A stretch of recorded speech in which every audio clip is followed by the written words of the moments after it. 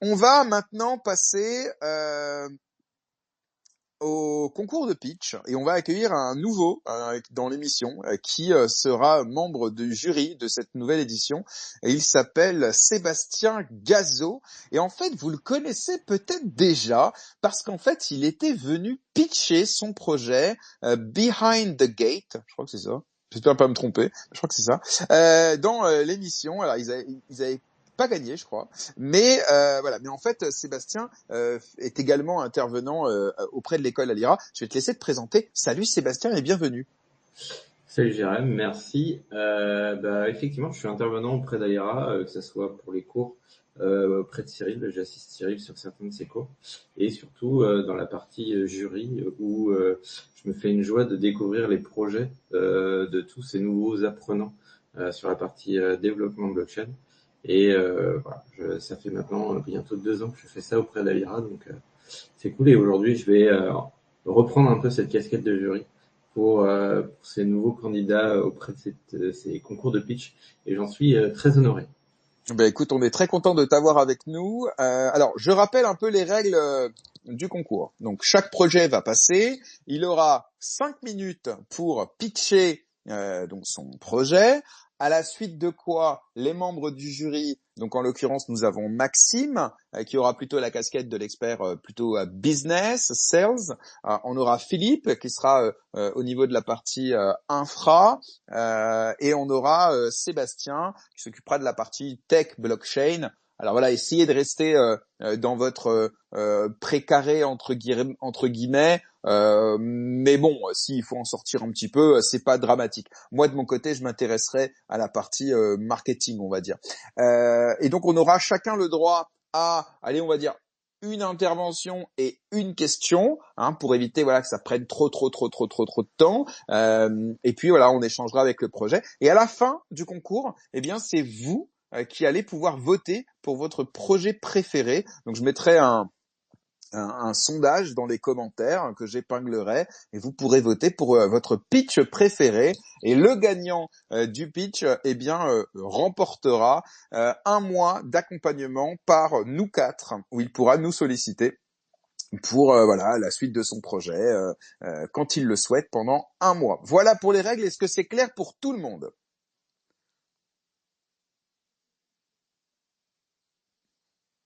Maxime, une question, une intervention. Ouais, ok. Très clair, très clair. Bien. Alors, on va donc passer au premier projet qui va venir nous pitcher son travail. Alors, je précise, les projets qui vous sont présentés aujourd'hui sont des projets qui sont, on peut dire, extrêmement early. C'est des projets qui ont été pensés et conçus à l'occasion de la formation chez Alira. Donc les projets, ils ont à tout le moins quelques semaines, voire quelques mois maximum. Donc voilà, donc on est encore évidemment sur des niveaux de maturité très faibles, mais c'est ça qui est intéressant pour justement voir quel est le potentiel, s'il y en a, derrière ces projets. Donc on va commencer par le premier qui s'appelle Trust to Give, la confiance de donner. Bonjour, qui se cache derrière ce compte? Alors, active ton micro. Ah voilà, ok, super. Bonjour. Oui, enchanté, ravi d'être le premier à commencer la série. Donc je suis Franck Dervillez, un des membres fondateurs de Trust to Give. L'équipe fondatrice étant composée de 3 autres personnes. Le son est pas génial. On a on a un son ambiant derrière qui est pas top. Pourtant je suis tout seul dans mon chez moi. Tu peux essayer de changer de changer de matériel parce que pour le coup, je te cache pas qu'on a un bruit ambiant qui est pas très agréable. Je suis pas le seul à l'entendre. Moi, j'entends plutôt bien. Il y a un petit écho, mais je pense que c'est un peu plus loin, mais sinon j'entends bien. Est-ce que vous entendez bien actuellement? Non, en fait, je continue. Après, si tout le monde entend bien, on va faire avec, mais j'ai un son là, moi, ambiant. Maxime, t'entends pas toi? Si, en effet, il y a un petit son de background, mais j'arrive à bien comprendre ce qui est dit. Ok. J'ai Ouais, monté le après, son, il y a un truc, en effet, ouais. je dis pas qu'on n'entend pas, je dis que c'est pas très agréable, mais effectivement, on entend quand même ce que tu dis. Bon, écoute, c'est pas grave, on va le faire comme ça. Ok. Et puis voilà. Donc on va y aller. Alors rappelle-nous ton prénom, pardon. Alors Franck, et Ok. donc je suis l'éminent représentant d'une équipe de 4 personnes avec Michael, Pierre-Philippe et Mathieu. Alors le pitch commence, là, le chrono commence ou Alors pas? voilà, ça y est, c'est bon, Ouais, ça va d'accord. commencer dans 1 seconde. Tu as Ok. 5 minutes. Vas-y. Ok, donc alors nous avons le plaisir de vous présenter Trust2Give, la plateforme décentralisée de collecte et de distribution de dons numériques qui est destinée à agir collectivement pour la réduction des émissions de gaz à effet de serre et qui est bien sûr basée sur la blockchain et ses valeurs. L'idée de Trust2Give, en fait, elle a mûri au fil de mes missions que j'ai pu mener au sujet de la décarbonation dans le conseil, et depuis plus de 4 ans, je constate de façon récurrente une situation perdant-perdant. Il y a beaucoup d'efforts apparents, des promesses pour demain, au final peu de résultats aujourd'hui, et un scepticisme qui grandit face à des systèmes de quotas crédit carbone qui entraînent abus et scandales, comme encore tout récemment en Allemagne. Au centre de cette situation, les entreprises, surtout les PME, elles sont entre le marteau et l'enclume en fait.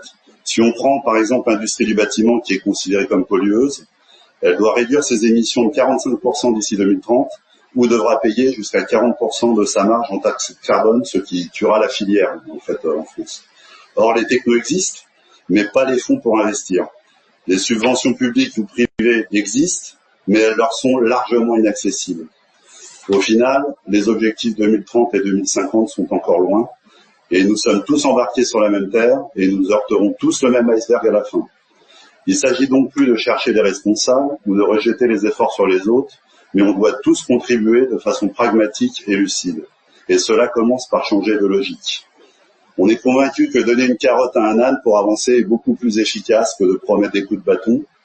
Et il faut donc récompenser tous les acteurs quand ils réussissent pour le bien de tous, et non seulement les taxer ou les contraindre plus tard, voire trop tard. Donc nous sommes convaincus chez Trust2Give que la philanthropie est la golden source encore largement inexploitée pour financer cette cause collective. Il y a 80% des personnes interrogées dans les études qui en ont conscience. Elles souhaitent agir, elles sont mobilisées, mais elles ne donnent pas encore car elles n'ont pas confiance. En France, on a 6 000 fondations qui financent 16 milliards chaque année. 2,5 milliards sont donnés par des particuliers. On a 11 millions qui furent collectés en 3 jours à The Event 2022 sur le réseau social Twitch pour des causes environnementales. Et l'influenceuse Lena Situation vient juste de donner 20 000 euros aux The Event 2024. Bref, tous les acteurs de la philanthropie sont autant de sources potentielles pour des causes qui dépassent les capacités des pouvoirs publics et les entreprises elles-mêmes. Et la proposition de valeur de Trust2Give, elle est donc d'être ce tiers de confiance entre les deux mondes pour collaborer dans une démarche gagnant-gagnant. Il faut donner confiance aux donneurs pour avoir envie d'être altruiste, et il faut donner confiance aux entreprises pour agir et s'adapter tout de suite et non pas demain ou jamais.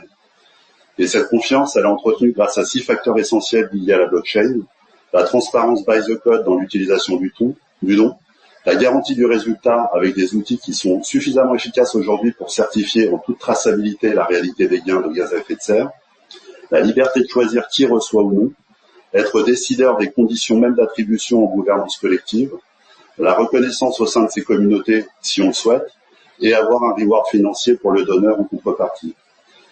Trust2Give, c'est avant tout une application décentralisée basée sur plusieurs smart contracts qui gèrent le farming d'un pool de stablecoins et 4 tokens principaux. Un token RWA pour les gains de gaz à effet de serre et le bilan carbone, un token pour les dons et leur affectation, un reward token pour les communautés, et un token de gouvernance décentralisée avec pouvoir de vote sur les conditions de service et un pourcentage en reward financier sur le farming du pool. En ce qui concerne le modèle de revenu, celui repose sur les principes suivants: prélèvement sur le montant versé aux entreprises, pas sur les donneurs, même s'ils peuvent néanmoins donner un pourcentage volontaire de leurs dons pour développer le service, un pourcentage sur le farming pool sur les activités de service et les frais de transaction, les revenus de service au conseil aux entreprises que l'on va développer, et un revenu sur les licences d'accès à la plateforme par l'écosystème de partenaires services qui vont travailler autour de cette plateforme. Notre projet démarre, comme ça a pu être dit au départ, et nous développons actuellement en fait un MVP d'ici 3 mois, avec une application décentralisée sur Polygon et une application web associée. Trust2Give veut cibler le grand public, pas seulement les cryptophiles, dans une logique d'abstraction chain. Et travailler avec des acteurs qui animent déjà des communautés est donc un facteur clé pour accélérer la visibilité, l'attractivité et canaliser les dons. Et de même, côté entreprise, un écosystème est à développer avec des acteurs du conseil, ESG, des bilans carbone, du reporting réglementaire, pour déployer massivement l'accès aux services. Enfin, notre premier objectif est de collecter 10 millions d'euros de dons d'ici 2 ans, et nous construisons notre roadmap en ce sens, à commencer par la France, mais le marché européen est également possible. Voilà. J'espère que le son aura été suffisamment bon. Ouais, c'est bon. Et alors, en plus, en termes de timing, c'est parfait. Hein. Je viens d'avoir les 5 minutes viennent de sonner, donc t'as même pas eu le droit à l'alarme. Bon, bah, tant mieux. Tant mieux. Alors, Maxime, Philippe, Sébastien, levez la main pour celui qui veut commencer. S'il n'y a pas de main levée, c'est moi qui me lance. Mais en général, je préfère quand même vous laisser la parole en premier pour pas voler vos vos interventions. Vas-y, Philippe. Ouais. Donc super présentation. Alors, et en attendant, pardon, Franck, est-ce que tu peux couper ton micro quand tu ne parles pas et juste tu le réactives quand tu parles. Merci infiniment. Vas-y, Philippe. C'est ce que j'allais demander. Merci, Jérémy.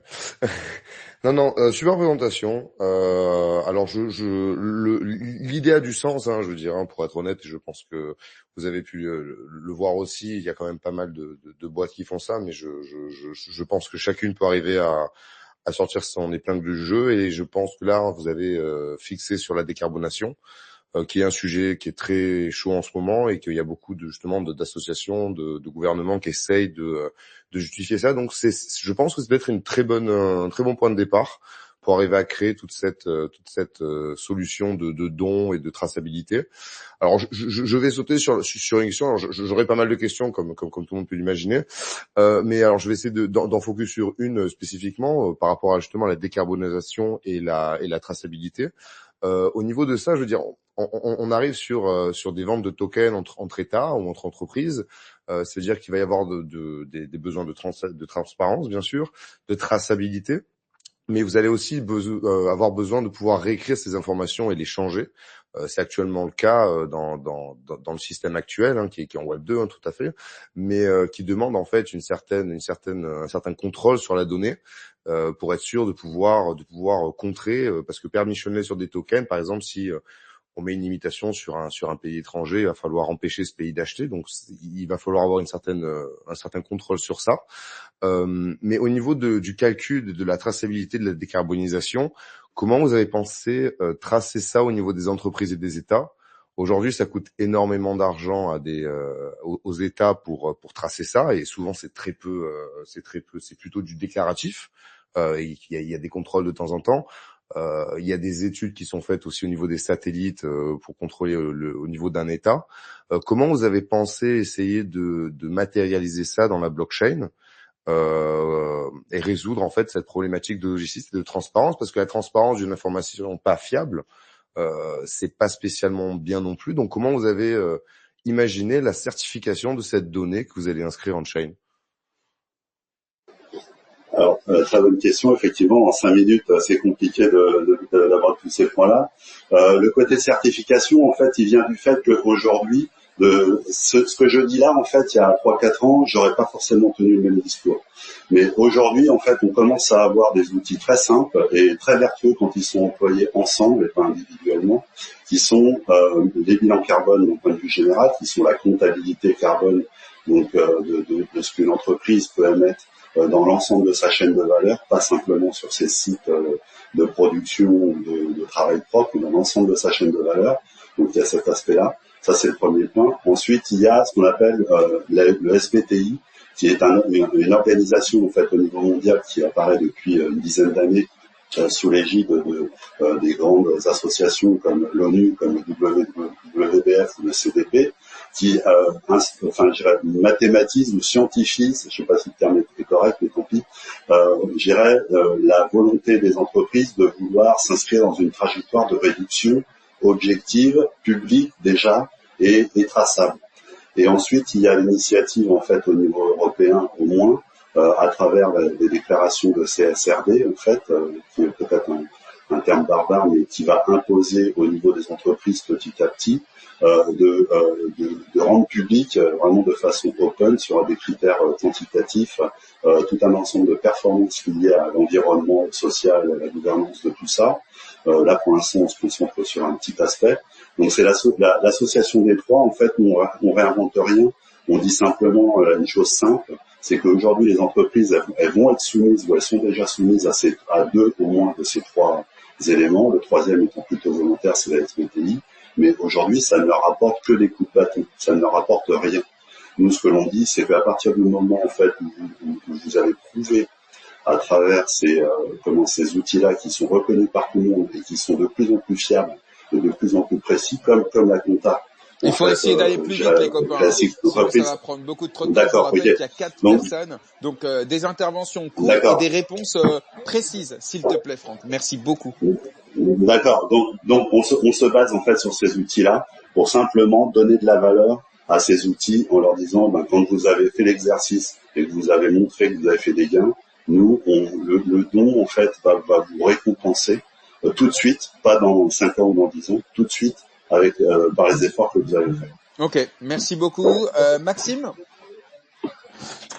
Ouais, très bien. Alors moi j'ai une petite question concernant le go-to-market. Donc c'est-à-dire dans ce que tu expliqué, c'est très intéressant, mais il y a pas mal d'acteurs. Comment vous souhaitez commencer? Est-ce que vous avez un unfair advantage qui fait que pour vous c'est plus simple d'aller soit en du français, côté Maxime, unfair advantage.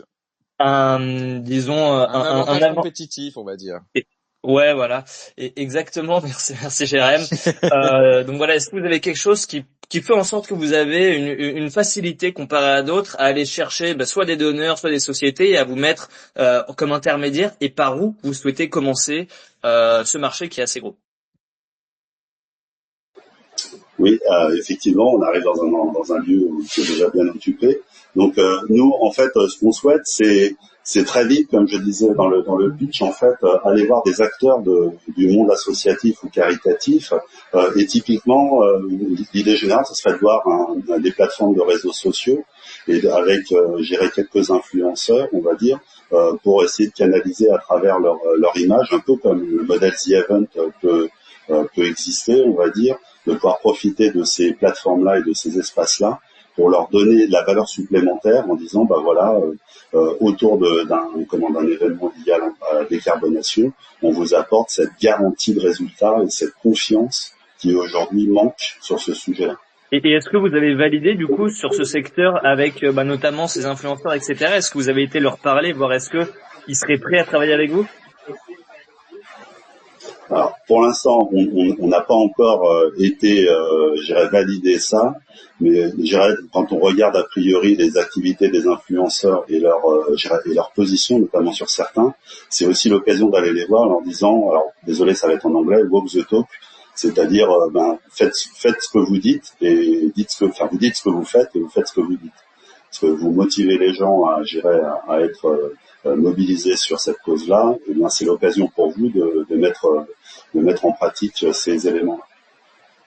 Ok, merci. Je pense que j'ai grillé mes cartes de questions, Jérém. Ouais, il faut qu'on essaye de faire vite. Je sais que l'exercice est compliqué, mais sinon ça dure 2 heures. Je vous parle d'expérience. Sébastien. Ouais, merci pour ton pitch déjà, Franck. Dans ta présentation, tu parles énormément d'éléments. Tu parles de beaucoup de tokens, de mise en place de beaucoup de tokens. Tu parles aussi de gouvernance, de staking, de pooling, enfin de DeFi derrière. Ça prend énormément de temps, énormément de compétences, énormément de skills. Aujourd'hui, comment vous avez décidé de faire votre MVP? Qu'est-ce que vous avez priorisé pour tout ça et comment vous avez priorisé tout ça et que vous allez découper tout ça par la suite? Alors c'est ce que l'on est en train de regarder actuellement. L'idée c'est d'avoir un MVP qui permette de façon assez straight de pouvoir, au moins organiser la chaîne de collecte du don. Dans un premier temps, même si notre objectif, j'ai dit, c'est de faire du grand public, on se concentrera sur le don en stablecoin direct, on va dire, donc plutôt de la part de CryptoFit pour commencer sur le MVP. Et puis après, en fait, il y a un moteur DeFi de farming qu'on veut développer pour pouvoir aussi profiter du temps où le don sera dans le pool avant d'être distribué pour le faire fructifier. Donc ça, c'est cette mécanique-là, au moins dans les premières bases qu'on va essayer de développer.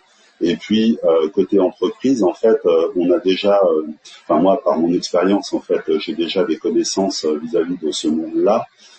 Et de pouvoir au moins aller déjà dans un premier temps regarder les entreprises qui ont fait a priori déjà des efforts de bilan carbone, mais en présélectionner quelques-unes qui correspondraient aux critères de qualification pour commencer à engranger une sorte de success story autour de ça.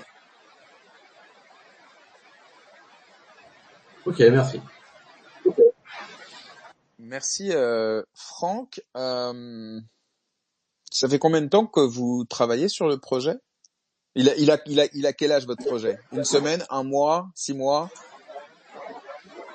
Non, en fait, j'ai l'idée qui me trotte dans la tête depuis, on va dire, 1 an et demi, mais j'avais pas trouvé, on va dire, les collègues, on va dire ça, pour pouvoir la mûrir. Donc le concept, je l'avais un peu en tête, mais entre mon concept initial et ce que c'est devenu aujourd'hui, grâce justement à l'écosystème d'Alira, des formations, qui étaient vraiment superbes, et puis Michael, Pierre-Philippe, Ok. Réponse rapide. C'est très clair. Donc ça fait 1 an et demi que tu bosses le truc.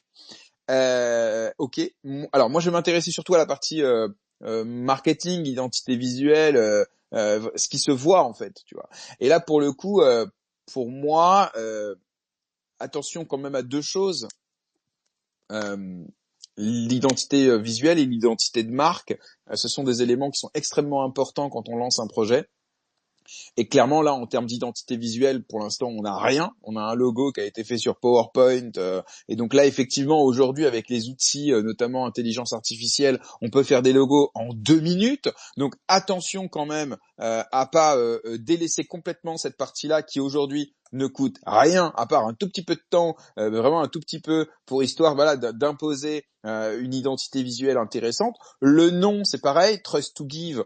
Bon, j'ai l'impression d'avoir déjà vu des projets qui s'appellent comme ça 10 fois. Donc pour moi, il y a pas eu de recherche en fait sur l'identité de marque et l'identité visuelle. Et attention, parce que même un excellent projet avec d'excellents fondamentaux, si la façon dont il est perçu sur le marché, avec justement son identité visuelle, son identité de marque, n'est pas différenciant, n'est pas dans les codes, n'est pas agréable même en termes d'esthétisme, ça peut effectivement vous porter préjudice. Donc je vous répète, avec aujourd'hui l'intelligence artificielle, il y a même plus besoin de designer pour trouver un logo sympatoche. Et pareil au niveau du nom, je pense qu'une recherche un peu plus poussée pourrait vous permettre d'être un peu plus différenciant. Ça c'est plus pour la remarque.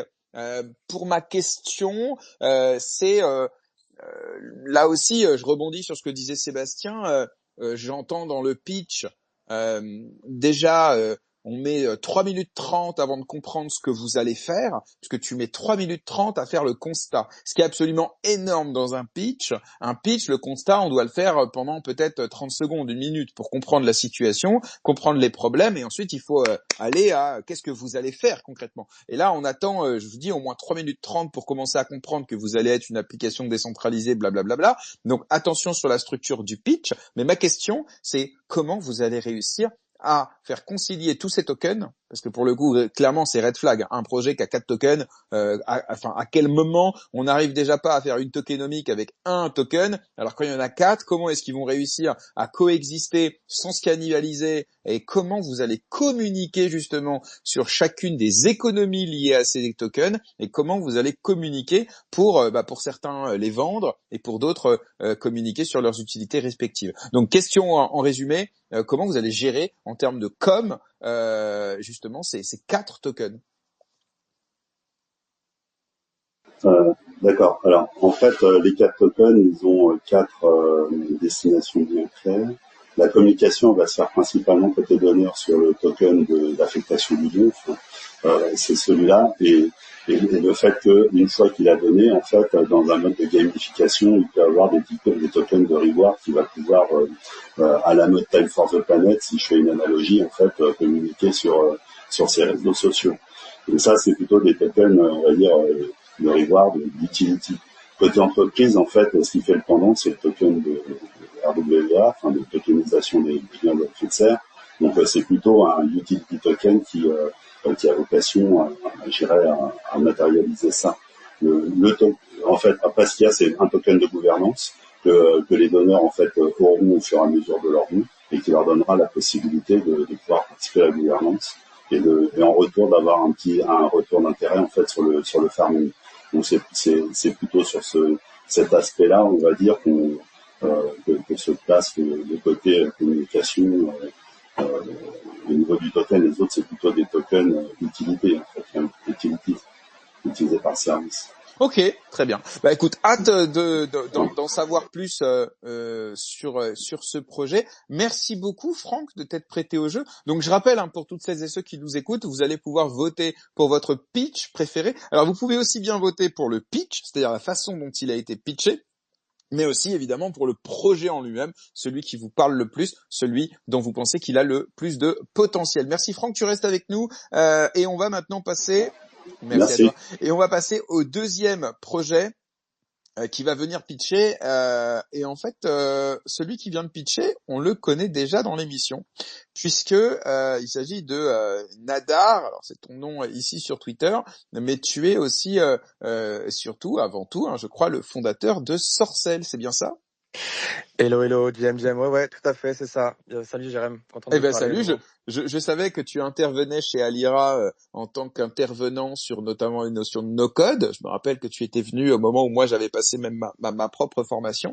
Mais aujourd'hui, tu lances un projet. Explique-nous ça. C'est ça. Bah écoute, moi ça faisait pas mal de temps que j'aimais beaucoup Solana. Il y avait pas grand-chose en France depuis 2021. J'essaie de faire mes petits projets en Rust tout seul et ça collait pas trop et tout. Et du coup, on a la chance d'avoir des formations de dev financées par la fondation avec Alira. Et donc j'ai tout de suite jump sur l'opportunité. D'accord, donc t'as participé à la formation avec 80 apprenants financés Exactement. par Solana. Ok, d'accord, donc t'as participé à cette formation. C'est génial pour un fondateur de retourner à l'école comme ça. Franchement, moi j'adore l'idée. Ouais, après on n'arrête jamais, c'était les soirs et le week-end, donc ça colle tout à fait avec le reste. Ok, allez, ça c'était pour expliquer un peu le contexte. Alors je vais mettre en commentaire le lien du Twitter du projet que tu viens nous présenter aujourd'hui, parce que tu peux pas te connecter avec. Voilà, c'est pour être sûr que tout le monde situe bien. Et donc le projet dont tu vas nous parler et que tu vas pitcher pendant 5 minutes, et les mêmes règles pour tout le monde, s'appelle Solidaire et ça commence maintenant.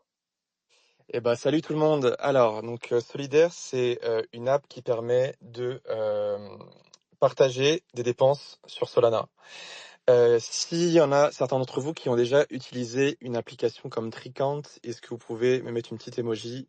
Ça me donnera un peu de contexte. Ok, je vois pas grand GRM, t'es le seul à l'avoir utilisé, t'es le seul à voyager. Non, vous êtes deux à voyager. Ok, cool. Donc pour info, Tricount, pour ceux qui n'ont pas le contexte, c'est une application qui permet de noter ses dépenses et de se les répartir à la fin du voyage. Et donc c'est une application qui est full Web 2. Et donc nous, on a du coup créé une application qui permet également de organiser ses dépenses en groupe, mais en mettant toutes les informations sur la blockchain Solana et en se remboursant sur Solana. Donc c'est la version Web 3 de Tricount. Pourquoi faire une version Web 3 ? Pour ceux qui l'ont déjà utilisé, il y a souvent un gros souci quand on fait ce genre d'application de partage de dépenses, c'est à la fin, c'est toujours la galère pour se rembourser. Moi, quand je le pige sur Deck, je mets toujours des screenshots de moi et mes potes quand on voyage. Toujours ah ouais, ok, machin, est-ce que t'as remboursé, est-ce que le virement il est fait. On sait jamais trop quand le truc est terminé. Des fois, ça prend même assez longtemps parce qu'en fait, quelqu'un a oublié et quand on est 5 ou 6, ça prend pas mal de temps. Voilà, nous l'idée c'est que tout se passe on-chain et on sait comme ça tout de suite directement comment la résolution des paiements s'est passée. Et donc, en gros, on gère 4 user stories. Ça permet de se créer un compte sur l'application. L'application est live, donc si vous avez un compte Solana, n'hésitez pas à vous connecter sur le compte, l'accès en bio et le tester directement. Vous créez une section du coup pour votre groupe. Vous ajoutez les dépenses et vous pouvez les répartir entre les participants. Donc, vous pouvez aussi inviter du coup des wallets qui sont les gens qui voyagent avec vous. Vous pouvez consulter en permanence votre balance et un des gros avantages de le faire en Web3, c'est que vous pouvez faire le remboursement en un clic à la fin avec le settlement la résolution des remboursements qui se gère tout de suite. Donc on est une équipe de 3 à avoir fait ça, Teddy, Nicolas et moi. Donc on est trois avec une expérience de dev. Enfin Teddy, Nico, encore plus senior que moi, disons. Voilà, donc l'application est sur Solana. On utilise Peace Network, qui est un oracle qui permet de savoir notamment le prix, éventuellement des tokens. Imaginez par exemple que vous voulez vous rembourser en USDC. Vous pouvez avoir du coup le prix en live sans qu'il y ait de conflit sur la valeur. Du coup, voilà, on permet de faire ces remboursements dans aujourd'hui deux tokens, donc soit le Solana natif, soit l'USDC. On est en train d'en rajouter au fur et à mesure. Au niveau des petites améliorations qu'on est en train d'ajouter, on est en train de gérer un paymaster, donc de faire en sorte que par exemple la personne qui crée l'application puisse payer les gas fees pour tout le monde. On est en train d'intégrer un wallet qui s'appelle Privy, que vous connaissez peut-être si vous jouez à fantasy.top par exemple, ou que vous avez utilisé Friendtech. L'avantage de Privy, c'est que vous pouvez vous connecter avec votre email, que vous pouvez vous connecter avec votre Telegram, avec votre Twitter, avec votre wallet, si vous en avez un.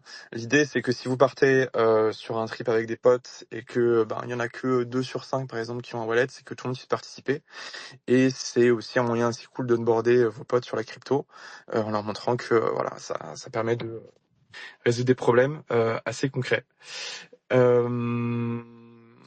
Et voilà pour ce que j'avais à dire. C'est à peu près ça. En go-to-market, je termine là-dessus. On profite du fait que là, le mois de septembre, il est très chargé en événements Solana parce qu'il y a Breakpoint à Singapour la semaine prochaine. Donc on commence à communiquer un petit peu dans les communes, notamment FR, mais et autres aussi, pour leur faire tester l'outil pour qu'ils testent ça justement. Souvent, enfin moi y compris, je vais partir en groupe, donc c'est l'occasion de l'utiliser pour en live pour ce voyage-là. Il y a 2 gros voyages après. Il y aura des after breakpoint à Bali et en Thaïlande. Donc pareil, c'est des communautés qu'on vise en early user, communauté Solana, en un peu go-to-market pour avoir nos 100 premiers utilisateurs. Voilà. Eh ben écoute, très bien, tu as fait plus court que prévu. Dommage, puisque t'as pas parlé business, mais ça fera peut-être partie des questions. Excuse-moi, oui. T'as 10 secondes. Ok, j'avais que 10 secondes, ça va. Sur le business, du coup, c'est assez simple, on prend des fees sur les remboursements de la résolution des paiements. Donc voilà, c'est assez simple, on prend une fees à ce moment-là. Ok, ça marche. Très bien. Merci beaucoup. Rappelle-moi ton prénom. Adrien, c'est ça. Vardon. Oui. Voilà, c'est bon. Ok, allez, merci beaucoup pour ce pitch de ce Tricount Web3 crypto Solana. Et vas-y Maxime, si vas-y, on t'écoute. Déjà très cool, merci Adrien, très cool comme initiative. Moi j'ai mis un doute sur un point. Donc en gros c'est de ce que j'ai compris, hein, ton application, c'est vraiment basé sur le fait que ce soit beaucoup plus simple pour une fois qu'on a fait les comptes de recevoir l'argent. Or aujourd'hui si on regarde un petit peu les gens qui ont des wallets, il y en a pas beaucoup, et les gens qui ont des wallets sur Solana, il y en a encore moins. Du coup ma question c'est de savoir est-ce que c'est réellement plus simple que les gens récupèrent de l'argent d'un Tricount sur un wallet, sachant qu'en général, une fois qu'il est sur un wallet, soit tu le réinvestis en crypto, soit c'est tout, parce que s'il faut commencer à faire l'off-ramp, etc., c'est de suite beaucoup plus compliqué. Donc même si, je trouve que c'est très bien d'avoir des initiatives comme Privy pour la création de wallet, pour faciliter les gens à avoir un wallet, mais avoir un wallet n'est qu'une partie du problème, parce que même si, ok, la transaction pour récupérer l'argent est plus simple, t'as mentionné les gas fees, ça c'est un premier point, et 2, qu'est-ce que je vais faire une fois que c'est sur mon wallet? Du coup, aujourd'hui, de ce que je comprends, et c'est ce que t'expliquais dans ta go-to-market, c'est très axé sur l'écosystème Web3 et notamment les gens qui sont sur Solana. Mais est-ce que tu penses que ce sera suffisant pour aller toucher un marché beaucoup plus gros? Ou c'est ma question ou mon doute que je partage. Ouais. Non mais t'as raison. Clairement c'est c'est même, je pense, le principal point de friction. Après, l'avantage en Privy, c'est aussi qu'il y a de l'on-ramp et du off-ramp. Donc, un peu comme dans Ledger Live, t'as des moonshots, t'as 3 providers qui permettent de on-ramp, off-ramp. Euh, alors, l'idée déjà du go-to-market Crypto Solana, c'était vraiment d'avoir ses premiers users, d'avoir du feedback, d'avoir, tu vois, une première base de 100 utilisateurs, qui est toujours déjà la base quand tu veux avoir un petit peu de croissance et de retour. Donc, c'était un petit peu le moyen de se lancer. L'idée ensuite, effectivement, et c'est la raison pour laquelle on utilise Privy, c'est que c'est ce qu'on voit aujourd'hui comme le meilleur tool d'onboarding web 2. Tu vois, les jeux comme Fantasy, Friendtech, il y en a quelques-uns qui, en fait, bon, alors c'est quand même beaucoup les crypto boys, on va pas se mentir, mais il y en a quelques-uns qui, en fait, le fait de pouvoir se connecter avec Twitter ou leur email, de pouvoir commencer à jouer avec l'application et de voir l'utilité. En fait, après, derrière, le fait de mettre une carte bancaire et d'avoir un onboarding avec MoonPay, ça va, tu vois, ils le font. Moi, perso, j'ai déjà fait ça avec des potes, justement, j'ai onboardé des potes dans les cryptos comme ça. Quand j'étais en voyage ou des fois, tu vois, tu parles avec un pote de la crypto, il te paye le café, tu dis ok, bah tu sais quoi, hop, je t'ai fait un wallet sur Solana, je t'envoie un tout petit peu du USDC, comme ça tu vois à quoi ça ressemble. C'était un moyen assez cool de les onboarder. Donc certes, après il y a le problème en général de l'onboarding dans la crypto, mais on pense que justement ce côté paiement et un peu Ok. dépense de la vie de tous les jours, c'est un moyen de les reach. Merci Adrien. Philippe ou Sébastien, qui veut commencer? Je peux me lancer. Vas-y. Non, super présentation. Alors, je suis en train de regarder un petit peu la DAP. D'ailleurs, heureux de te recevoir encore sur GM. C'est un plaisir de t'avoir de l'autre côté du spectre. Non, je suis en train de regarder la DAP. Très belle MVP. Je veux dire quelque chose déjà. Alors, ça utilise des composants publics, mais c'est quelque chose de très bien pour faire un MVP. C'est très clair, c'est-à-dire rien qu'en voyant le site, j'arrive plus ou moins à comprendre, même s'il manque encore une vision globale entre les différents produits et les liens. Donc en tout cas, je pense que sur ça, il y a moyen déjà de pouvoir commencer à avoir des discussions et de pouvoir améliorer le site pour montrer votre projet. Donc en tout cas sur ça, vous avez bien fait. Après, je sais pas combien de temps vous avez travaillé sur ça, mais Jérôme me posera la question probablement. Ma question va venir sur l'infrastructure derrière purement machine. Euh, il y a beaucoup de services, il va y avoir beaucoup de dépendances, il va y avoir beaucoup de communication avec des services externes pour le paiement, pour j'imagine plusieurs blockchains à la fin ou ce genre de choses. Comment vous avez envisionné votre infrastructure? Est-ce que vous allez faire quelque chose qui est totalement self-hosted, donc avoir vos propres serveurs et déployer tout ça de manière de votre propre chef, en fait, d'avoir quelqu'un qui gère ça, ou vous allez plutôt prendre un service cloud comme AWS ou Azure pour essayer de bénéficier des produits qui sont déjà présents et d'en développer probablement d'autres que vous allez avoir besoin, vu les certaines innovations que je vois là. Comment vous avez pensé justement essayer d'éviter à un moment de rencontrer ce mur d'innovation, en fait, de fait d'utiliser des services qui ne fournissent pas les besoins nécessaires? Ouais, bah la réponse elle est assez simple. En fait, on host le front-end et tout le back-end c'est la blockchain. Tout le back-end c'est Solana. Tout est fait sur Solana. Et c'est un peu pour ça qu'on aime bien cette chaîne-là, c'est que c'est très très très peu cher de stocker, très très peu cher de créer des comptes, très très peu cher de payer des gas fees. Donc en fait voilà, enfin c'est Solana qui scale quoi. C'est Solana qui fait Mais tous les hosting de la data. d'accord, mais vous n'avez pas de back-end qui permette de fournir des API. C'est-à-dire si tu as besoin enfin, ou je peux me tromper, hein, mais si par exemple tu veux faire du off-ramp, du fiat ou ce genre de choses, tu vas être obligé d'avoir un back-end Non, alors ça justement c'est la partie qui est gérée dans Privy. C'est pour ça que Privy c'est top. Parce qu'en fait, enfin si jamais vous êtes en mode builder là que vous essayez des apps, je vous recommande vraiment d'aller voir Privy. Vous faites un petit compte. En fait dans Privy tu peux de façon un peu, bah justement moi j'aime beaucoup le no-code. T'as un dashboard où tu peux choisir tes logins. Donc tu dis ok là c'est Web3, Web3 Solana, Web3 Ethereum.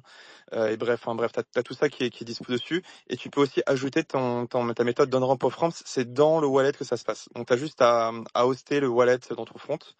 Et après, ça se passe sur les serveurs de Privy. Merci Merci, beaucoup. merci. Sébastien? Ouais, et bah déjà, je redis bonjour à Adrien, puisqu'on a fait la même promo pour Solana. Donc, salut Adrien.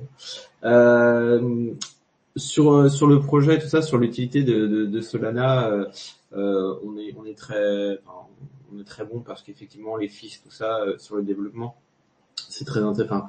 Avec le développement, c'est très intéressant pour la réduction des coûts.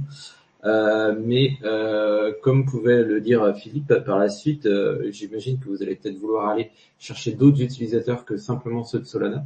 Est-ce que vous avez déjà envisagé d'avoir des smart contracts sur d'autres chaînes, ou c'est pas du tout à l'ordre de vos priorités? Là, disons, dans l'itération actuelle, qui est vraiment d'avoir du feedback utilisateur, on a vraiment targeté Solana. Bon, après, Teddy et Nico avaient beaucoup fait d'Ethereum, et c'est quelque chose qu'on pourrait faire. Après, faut voir quelle chaîne on prend pour que ça ce soit viable, pour le coup, en termes d'avoir tout le back-end sur une chaîne qui est un petit peu moins, peut-être un petit peu plus cher. Mais pour l'instant, l'idée, c'était vraiment de se focus sur Solana avec un premier cycle de reach, tu vois, entre 100 et 200 users, d'avoir du feedback dessus. Et en fait, l'idée, c'est que la partie blockchain, elle soit un petit peu invisible, et que justement, si c'est un compte private, en fait, tu sais pas forcément que tu es sur Solana. Tu sais juste que tu as des tokens dessus. Le seul moment où tu sais si vraiment tu as des tokens, c'est quand tu veux transférer tes tokens qui sont déjà on-chain sur l'application. Mais voilà, avec un onboarding private, ça pourrait être en fait assez neutre. Tu te rends pas forcément compte que tu es sur une chaîne plus qu'une autre. Ok, merci. Merci Sébastien. Alors bon, on va s'intéresser là aussi. Hein, je vais rester dans mon spectre, hein, identité visuelle, identité de marque. Bon, le logo est pas très léché. Hein. Quand on s'approche un petit peu, on voit qu'il a été fait très rapidement. Et c'est dommage parce que tu vois, en y passant un tout petit peu plus de temps, on aurait peut-être pu faire quelque chose d'un peu plus quali. Tu vois, si tu zoomes sur ton logo, tu vois que c'est pas fifou. Bon, voilà. Après, deuxièmement, le thème couleur Solana. De mon point de vue, il est un peu risqué parce que tu fais dépendre ton identité visuelle de celle d'un autre, tu vois. Et donc, imaginons si demain Solana se rebrand ou Solana change son identité visuelle, ou que demain vous avez des ambitions cross-chain, j'espère d'ailleurs, eh bien, bah, vous risquez de vous enfermer en fait là-dedans. Donc moi, j'ai jamais été très fan des projets qui mettaient Solana dans le nom ou la couleur Solana dans leur logo ou ce genre de choses. Solana, c'est un réseau et effectivement, on n'est pas obligé, je pense, de prendre la couleur, le nom, etc. Voilà, ça c'est un point qui est plus un conseil que je vous donne, surtout au début, avant de vous lancer. Voilà, adoptez votre propre identité de marque et visuelle, parce on sait pas de quoi demain est fait. Et un rebranding pour une marque, bah ça peut être critique, tu vois. Surtout si il vous est imposé par un tiers. Voilà, ça c'est un conseil que je peux vous donner. Après derrière, moi j'ai pas de questions particulières parce que franchement, je trouve la proposition de valeur très claire. Hein. Moi, tu m'as dit Tricount Web3, c'est bon, j'ai compris. Tu as même pas besoin de pitcher pendant 5 minutes. Donc ça, c'est fort d'avoir une proposition de valeur qui s'explique en 2 secondes. En revanche, j'ai peut-être quand même un point sur la stratégie go-to-market. Bon, j'ai bien compris, on est sur une première itération, on est sur Solana, et donc pour le coup, il y a sans doute une stratégie peut-être pour obtenir les premiers feedbacks. Peut-être vous y avez pensé, hein, mais justement, c'est de pouvoir accompagner l'organisation des événements crypto, en l'occurrence Solana, et dire voilà, vous êtes une bande de copains, vous allez tous à l'événement crypto A, et bien pour le coup utiliser notre solution pour organiser vos dépenses. Moi par exemple, quand je fais des événements crypto, bah avec les copains, on s'organise pour prendre un Airbnb tous ensemble, chacun prend le train, chacun prend le truc, et c'est vrai que si on avait une solution comme ça, bah peut-être qu'on l'utiliserait. Donc peut-être qu'en termes de première utilisation, ça peut être cool, et je vous invite évidemment à vous rapprocher soit des organisateurs d'événements, soit de Super Team France, soit directement de Solana Labs, pourquoi pas pour que vous deveniez la solution officielle d'organisation des excursions pour les événements crypto.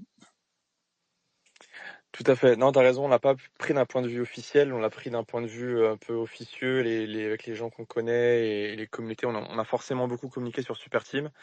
Après, c'est vrai que le côté se faire mettre en avant par l'orga officiel, ça peut être pas mal. Donc effectivement, on va regarder, surtout qu'il y a beaucoup de Français qui font les After Bali, c'est fait par les Français, et je crois qu'ils auront 200 personnes, donc ça peut être pas mal, ouais.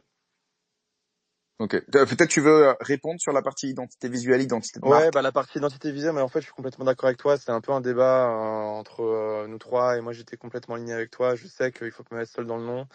Je sais qu'il faut pas trop mettre cette identité-là, mais bon. Après, dans votre cas à vous, pardon, hein, mais solidaire, on va dire que le sol il est caché, donc ça va. Bon, Ouais, après je non dis mais pas que c'est le enfin, meilleur nom, hein, ouais. mais voilà. Par contre, au niveau du thème couleur, là clairement ça vous enferme. Voilà. Bon, après voilà, c'est. Non, non, mais je suis d'accord et je pense que c'est un très bon conseil et je connaissais ce conseil, c'était juste qu'on avait un peu un désaccord sur l'identité visuelle. Mais bon, voilà, il voulait le faire. Disons que c'était un peu tu sais, c'était un projet quand même très technique et on a un peu, disons, moins bossé cette partie-là. Et Ouais. justement, c'est l'occasion d'avoir des feedbacks Ouais. pour bosser dessus. Très rapidement, un autre feedback. Je suis sur votre Twitter et votre Twitter, surtout dans le Web3, c'est votre vitrine. Puis tu sais, la vitrine du magasin, si elle est pas belle, on rentre pas, même si à l'intérieur les fringues sont chambées. Et là, pour le coup, votre vitrine, elle est pas ouf. Beaucoup trop de bleu, donc beaucoup trop de hashtags, beaucoup trop de arrobase. Vos posts, il y a jamais de visuel, c'est que du texte. Donc en termes de reach, en termes d'algo, c'est zéro. Donc voilà, attention aussi à ça. En fait, partez du principe que tant que vous n'êtes pas prêt à communiquer, ne communiquez pas, d'accord? Mieux vaut ne pas communiquer que mal communiquer. Et en l'occurrence, il n'y a pas deux lancements de Solidaire. Il y en a un quand vous lancez votre Twitter. Normalement, votre com doit être carré, votre identité visuelle doit être carrée. Vous devez avoir, voilà, une ligne éditoriale carrée. Et là, pour le coup, on voit que voilà, on a un peu itéré. Et alors, c'est pas grave, on est encore très early, on peut tout recommencer à zéro entre guillemets. Mais voilà, les gens vont vous découvrir aujourd'hui et peut-être ça aurait été cool, par exemple, pour l'occasion, de travailler un peu le logo 5 minutes sur ChatGPT, de faire peut-être un tweet pour annoncer que vous passiez dans l'émission ce matin, ça vous aurait donné peut-être un petit peu de reach. Tu vois, c'est des trucs tout cons, mais qui auraient peut-être pu vous permettre de gagner un petit peu de notoriété avec la bonne ligne. Sébastien, vas-y rapidement et après on passera au pitch suivant. Ouais, juste une petite remarque parce que je rebondissais à ça. J'imagine que le nom a été choisi pour la promo, mais c'est qu'en plus faire attention à la recherche des noms. Je sais que sur le Web3, on a déjà un projet qui s'appelle Solid, et donc on va très vite pouvoir aussi vous associer à des projets comme ça. Donc le nom est important et de bien le chercher. Le projet dont tu parles, c'est ceux qui font des tableaux avec les NFT là, c'est ça? Non, c'est un projet Okay. ouais, qui s'appelle Solid et qui est un projet sur le Web3 qui a été fait par un des créateurs au MIT du World Wide Web.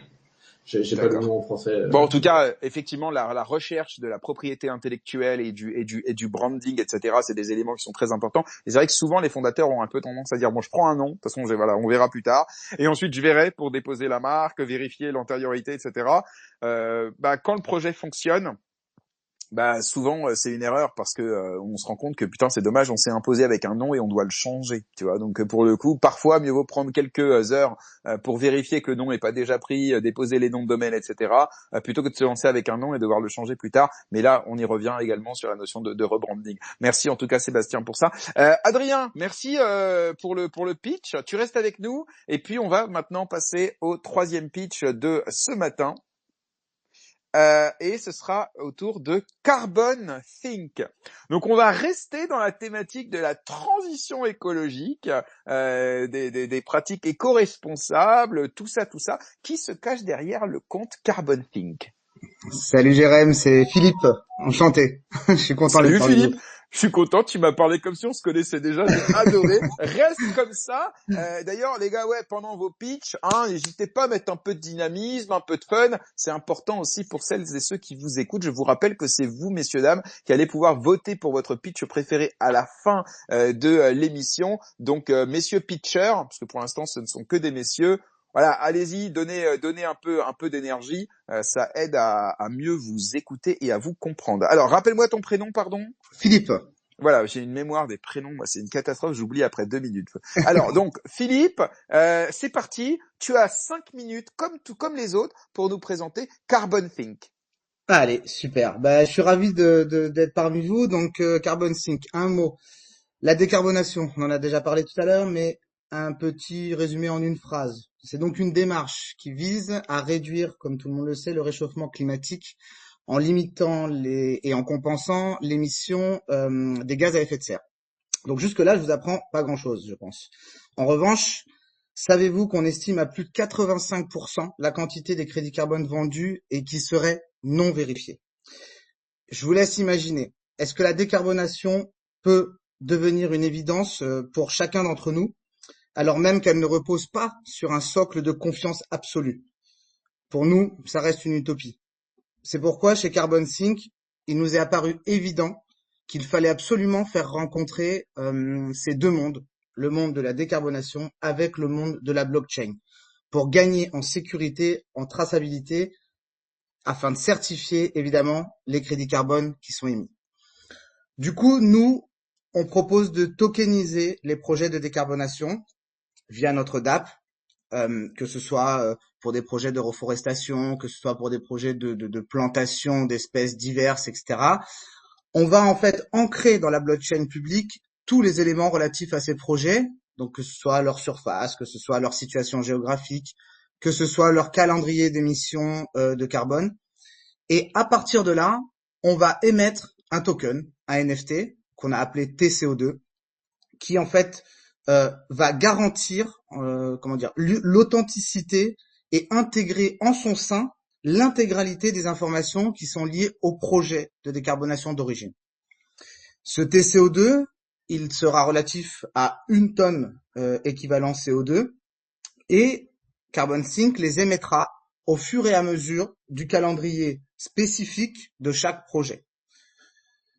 Pour être complet jusqu'au bout, en fait, Carbon Sync va générer le TCO2, va les émettre selon un calendrier et ira jusqu'à les brûler lorsque le client final les aura utilisés. En gros, le porteur de projet va récupérer ces TCO2, il va pouvoir les échanger sur notre DApp avec, on va dire, d'autres personnes sur un marché secondaire, mais in fine, quelqu'un voudra compenser son carbone et donc, pour preuve, on va lui donner la possibilité de le brûler, ce qui permettra lors d'audit de montrer sa bonne foi. Donc, beaucoup de scandales dans cet environnement, des projets inexistants, des projets existants mais pour lesquels des TCO2 sont émis en double, voire en triple et revendus. Donc, c'est un vrai problème. Donc, aujourd'hui, le bénéfice pour les acheteurs, on leur propose donc une traçabilité et une transparence de l'information qui leur permettent d'accéder en temps réel via notre DApp à l'origine des projets. Éventuellement aussi, ça peut servir pour des audits externes, comme je le disais tout à l'heure. Ça remet un esprit de confiance et une fiabilité dans les informations, ce qui, on espère en tout cas, dynamise et stimule le développement de nouveaux projets, puisqu'on sera vraiment dans un cadre retrouvé de confiance. Pour parler aujourd'hui de Carbon Sync, où on en est, donc on a une activité extrêmement récente évidemment. En revanche, on est déjà mandaté par une entreprise du domaine qui s'appelle AgroCarbone, qui est une entreprise qui œuvre dans cet écosystème et qui fait en fait de la plantation de bambou mozo et qui a la particularité en fait d'avoir mis au point des méthodes de calcul certifiées par l'INRAE, donc ils sont dans un environnement très strict et très maîtrisé. Et pourquoi? Parce qu'en fait, le bambou aujourd'hui, les parcelles de bambou permettent de on va dire avoir des rendements 10 fois supérieurs à surface égale évidemment avec une forêt classique. Donc aujourd'hui, c'est leurs clients directement qui les ont sollicités pour intégrer une certification, on va dire, de leur crédit carbone et d'où l'association qui va y avoir d'ici peu avec Carbon Sync. Donc notre activité, on a bon espoir de développer notre DApp d'ici la fin de l'année pour pouvoir enclencher nos premières prestations en début d'année prochaine, premier trimestre. On sera rémunéré sous forme de forfait et sous forme ensuite de fees. Et on a aussi la volonté d'avoir, on va dire, de pouvoir reverser peut-être une petite quantité de fees à des associations environnementales pour rendre le cercle encore plus vertueux. Voilà, pour conclure très simplement, on n'a pas le souhait de révolutionner le système, c'est pas notre prétention. En revanche, quand on a découvert cette techno, on s'est dit que finalement, par rapport à tous les problèmes qu'il pouvait y avoir dans cet environnement, on a une techno aujourd'hui qui se prête parfaitement bien pour résoudre ces soucis. Donc, on met une petite DApp un peu user-friendly derrière pour que ce soit facilement accessible et facilement compréhensible. Et on avance comme ça et on retrouve la confiance de tous. Et on va tous dans le même sens pour que l'environnement soit préservé. Je vous remercie pour votre écoute. Merci beaucoup Philippe.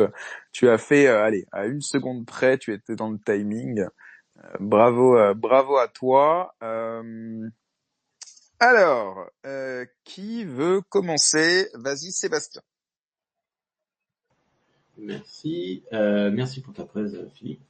Moi, je suis là pour la partie tech et la partie blockchain. Alors, effectivement, tu as dit que c'était un moyen d'amener certains éléments, mais je suis un peu sur ma faim. Tu Ouais. parles de burn des choses et tout, mais concrètement, enfin, qu'est-ce que vous voulez utiliser? Tu veux burn des tokens classiques? Tu veux faire je suis un peu resté sur ma faim à ce Ouais. niveau-là. Ok. Vous avez réfléchi à ça? Vous avez poussé un peu ces questions-là sur votre projet? Alors l'équipe aujourd'hui on est trois, donc j'ai un ami à moi, Virgile, avec qui on a eu cette idée, et puis on a William qui est un développeur qu'on a rencontré et avec qui on continue le projet lors de notre formation. Donc je suis pas développeur. En revanche, oui, évidemment, on a réfléchi au système, donc on a mis au point une DApp pour le projet, et actuellement en fait, effectivement, on dépose en fait, via cette DApp, on a la possibilité de déposer des documents, donc que ce soit des permis de construire, des choses comme ça, ou des certifications diverses et variées liées à la parcelle.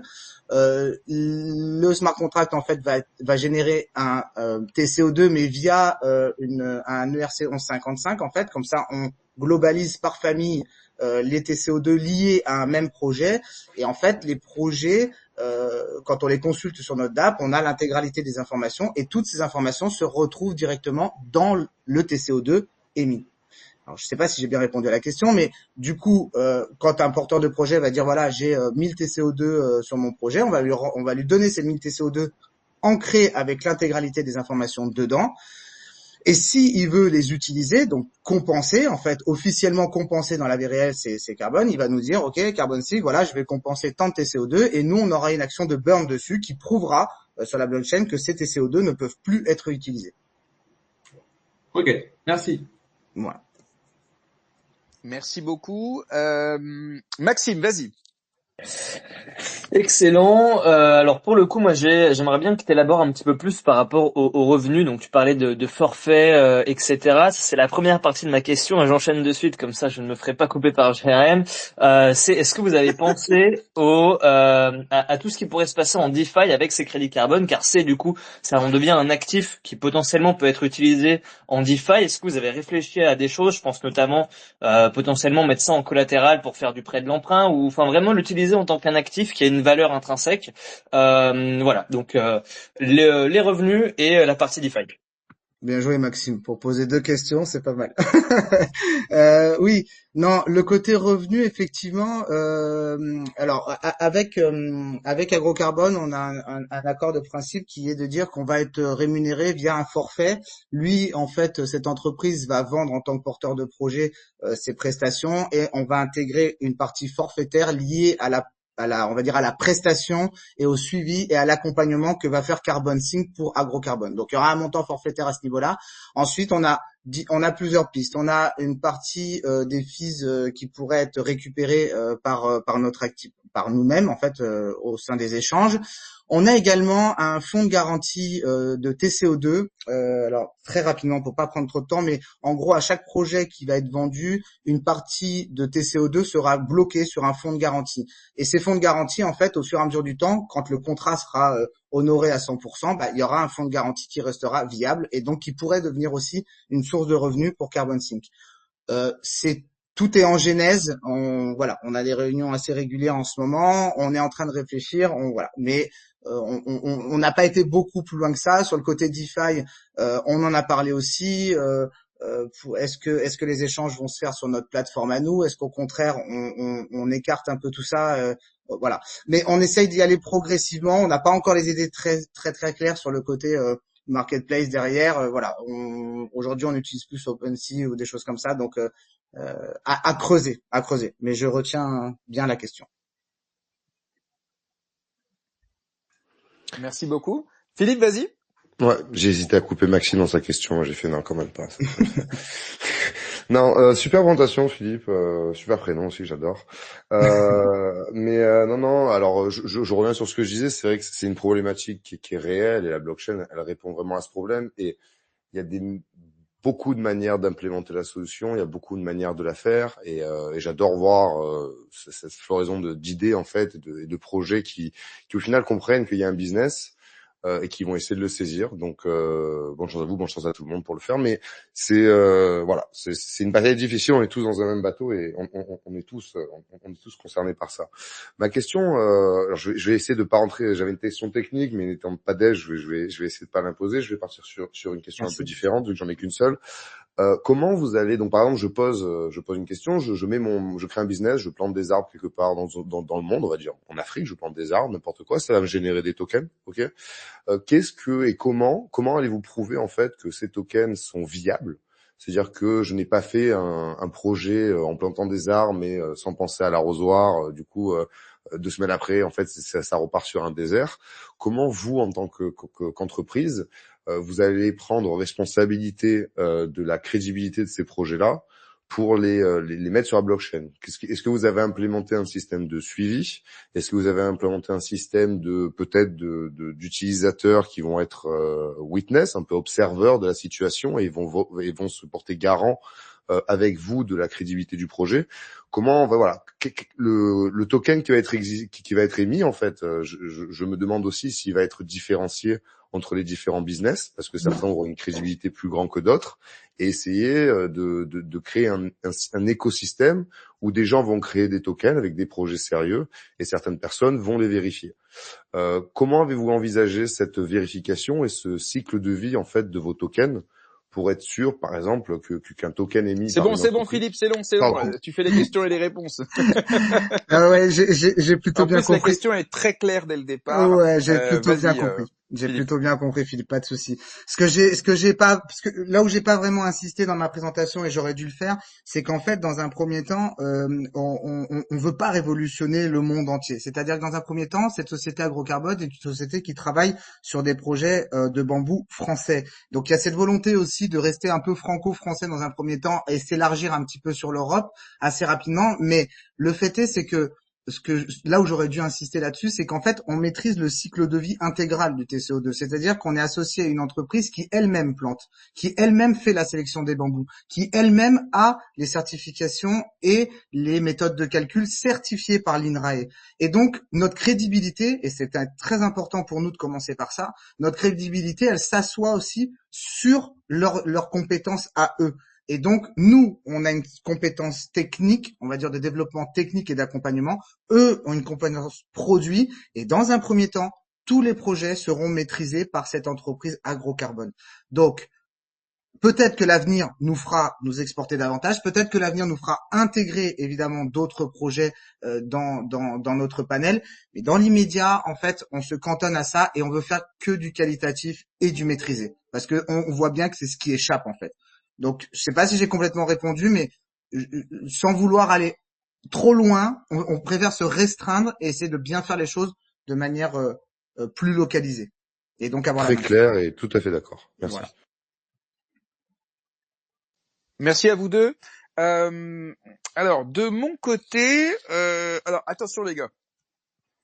Votre nom d'utilisateur Twitter, c'est CarboThink. Alors, à moins que vous aviez décidé de vous lancer dans un groupe de réflexion sur les pâtes au pecorino et guanciale, là, il faut faire gaffe, les gars. Parce que il y a un référencement réseau social, ok, et donc ça commence d'abord par votre nom. Donc si Carbon Think ça existe déjà, bah, c'est pas grave, vous mettez un underscore entre Carbon et Think, mais dans tous les cas vous pouvez pas vous permettre d'avoir un nom d'utilisateur qui est différent de votre marque, ça c'est pas possible. Tout à fait, complètement. Sur le logo en revanche, on voit qu'il y a eu un travail. À la différence d'autres projets. Je suis un bâtard. Non, si je peux étayer, travail en tout cas. Si je peux t'étayer un petit peu le logo. Non, parce que sinon on n'a pas le temps. Excuse-moi. Okay. Mais après je te laisserai répondre sur tout, parce qu'en fait moi je fais des petites remarques vite fait, et en fait voilà. Donc en tout cas c'est plutôt cool quand on voit votre logo. Voilà le nom, il y a un travail qui a été fait là-dessus, donc voilà rien à dire, c'est plutôt cool. Moi j'avais une question et je te laisserai après répondre à tout ça. Alors c'est pas tant sur le marketing, par contre parce que voilà, pour l'instant c'est encore un peu early, mais c'est surtout sur votre comparaison avec Carbonable, qui est un projet que je connais bien et qui à l'époque, voilà, enfin toujours aujourd'hui, je crois, il permet de tokeniser des projets écologiques sous forme de NFT. Eux, ils ont choisi de les tokeniser sous forme de NFT pour voilà participer à la transition écologique, tout ça. Donc voilà, j'imagine que vous avez étudié un peu votre marché. C'est quoi votre différence avec eux? Et voilà. Alors notre différence, elle est principalement liée au fait que eux, comme tu dis, ils sont vraiment sur la tokenisation du projet. On n'a pas vraiment l'impression, ou tout du moins, on n'a pas cerné ça. Il n'y a pas vraiment l'émission d'un token spécifique relié à une valeur du crédit carbone. C'est-à-dire que c'est très participatif. C'est-à-dire qu'on peut se connecter à leur site, participer à un projet, mais c'est vraiment c'est de la participation. C'est pas de l'exploitation de crédit carbone. Et surtout, là où on crée une différence, je pense, c'est sur ce côté burn. C'est-à-dire que on est capable de montrer la durée de vie du TCO2. Dans ce TCO2, on a les ensembles de l'information et on le brûle. Et ça, c'est au niveau des audits et des suivis. Une fois qu'on a participé à un projet sur Carbonable, j'ai pas l'impression qu'il y ait réellement un suivi derrière et on sait pas vraiment ce que ça devient. Nous, c'est le TCO2, vraiment l'objet cœur du savoir-faire.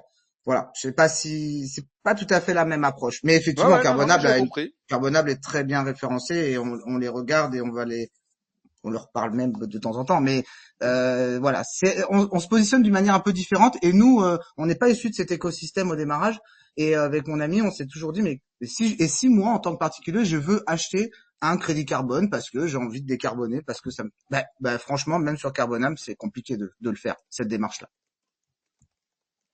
Ok. Très clair. Merci beaucoup pour tes réponses. Et on va passer maintenant au dernier pitch. Merci. Merci à toi. Reste avec nous. Au dernier pitch de la journée, et c'est au tour de CO2 Stack. Bonjour. Salut. Alors, on reste Salut. quand même sur un... Décidément, l'écologie a le vent en poupe. C'est impressionnant à quel point, ça d'ailleurs sera intéressant d'en discuter tout à l'heure avec Daniel sur voilà le nombre, la proportion de projets à visée écologique, on va dire, dans les projets d'études chez Alira. Là, on en a quand même 3 sur 4, donc c'est quand même beaucoup. Alors, c'est parti. Qui se cache derrière le compte de CO2 Stack? Alors bonjour, Christophe Debras. Donc moi je suis agriculteur initialement et donc consultant blockchain. Et c'est ouf, consultant blockchain et agriculteur en même temps. Tu vois, le truc déconnant, mais j'adore, c'est trop bien. et c'est là que c'est intéressant. Donc oui, c'est le 3e projet sur les crédits carbone et l'écologie, mais alors nous on se propose vraiment de changer le paradigme du marché des crédits carbone. Ne pitch pas avant le pitch. Ah, d'accord. Non, parce que tu vas avoir 5 minutes pour nous expliquer ce qu'il en est, et avec grand plaisir. Rappelle-moi ton prénom, j'ai déjà oublié. C'est même pas une blague, hein. Donc Christophe. Voilà, Christophe Debras. Pas besoin de, ok, le nom de famille c'est bien, mais ici, tu sais, on se tutoie, on s'appelle parler de prénom. On n'est pas que éco-friendly, on est aussi friendly.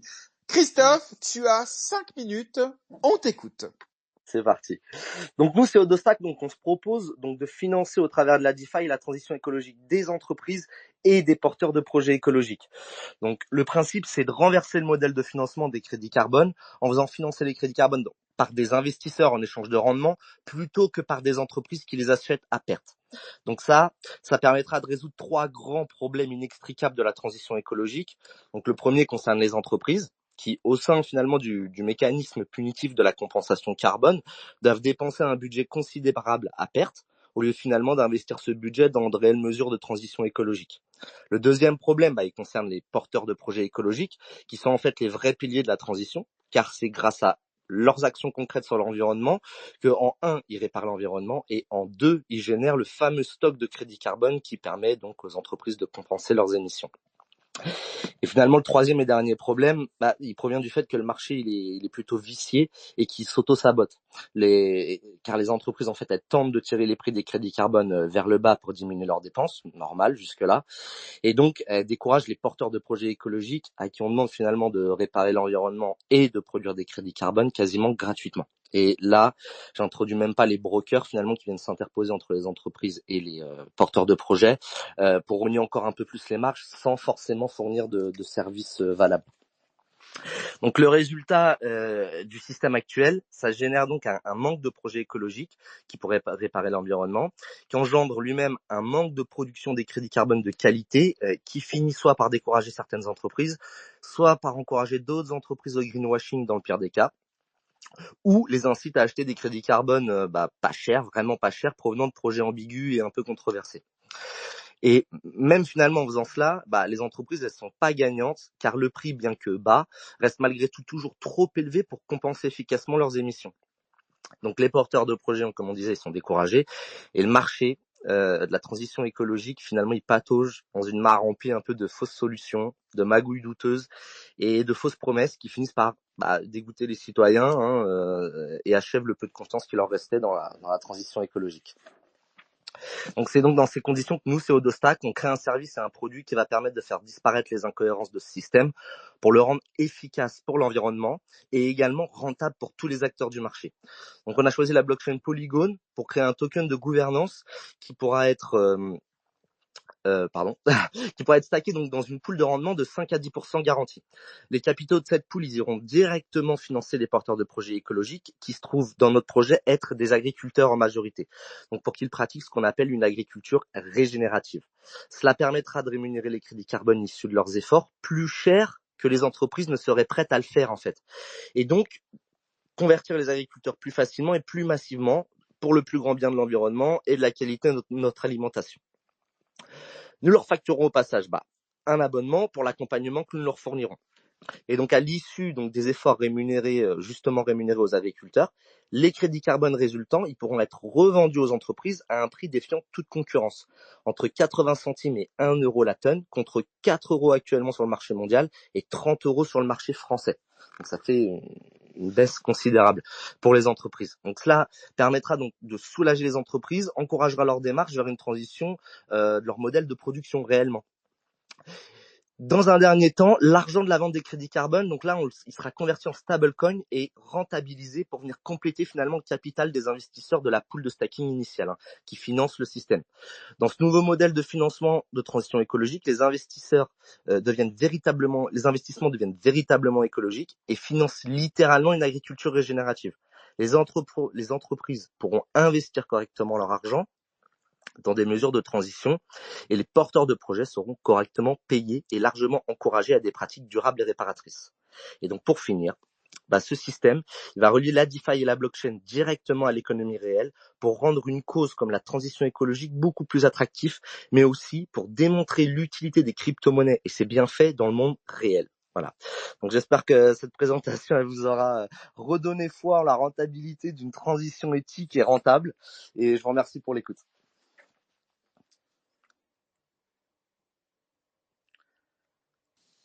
Merci beaucoup pour ça. Alors pour le coup, tu es en avance de presque 30 secondes.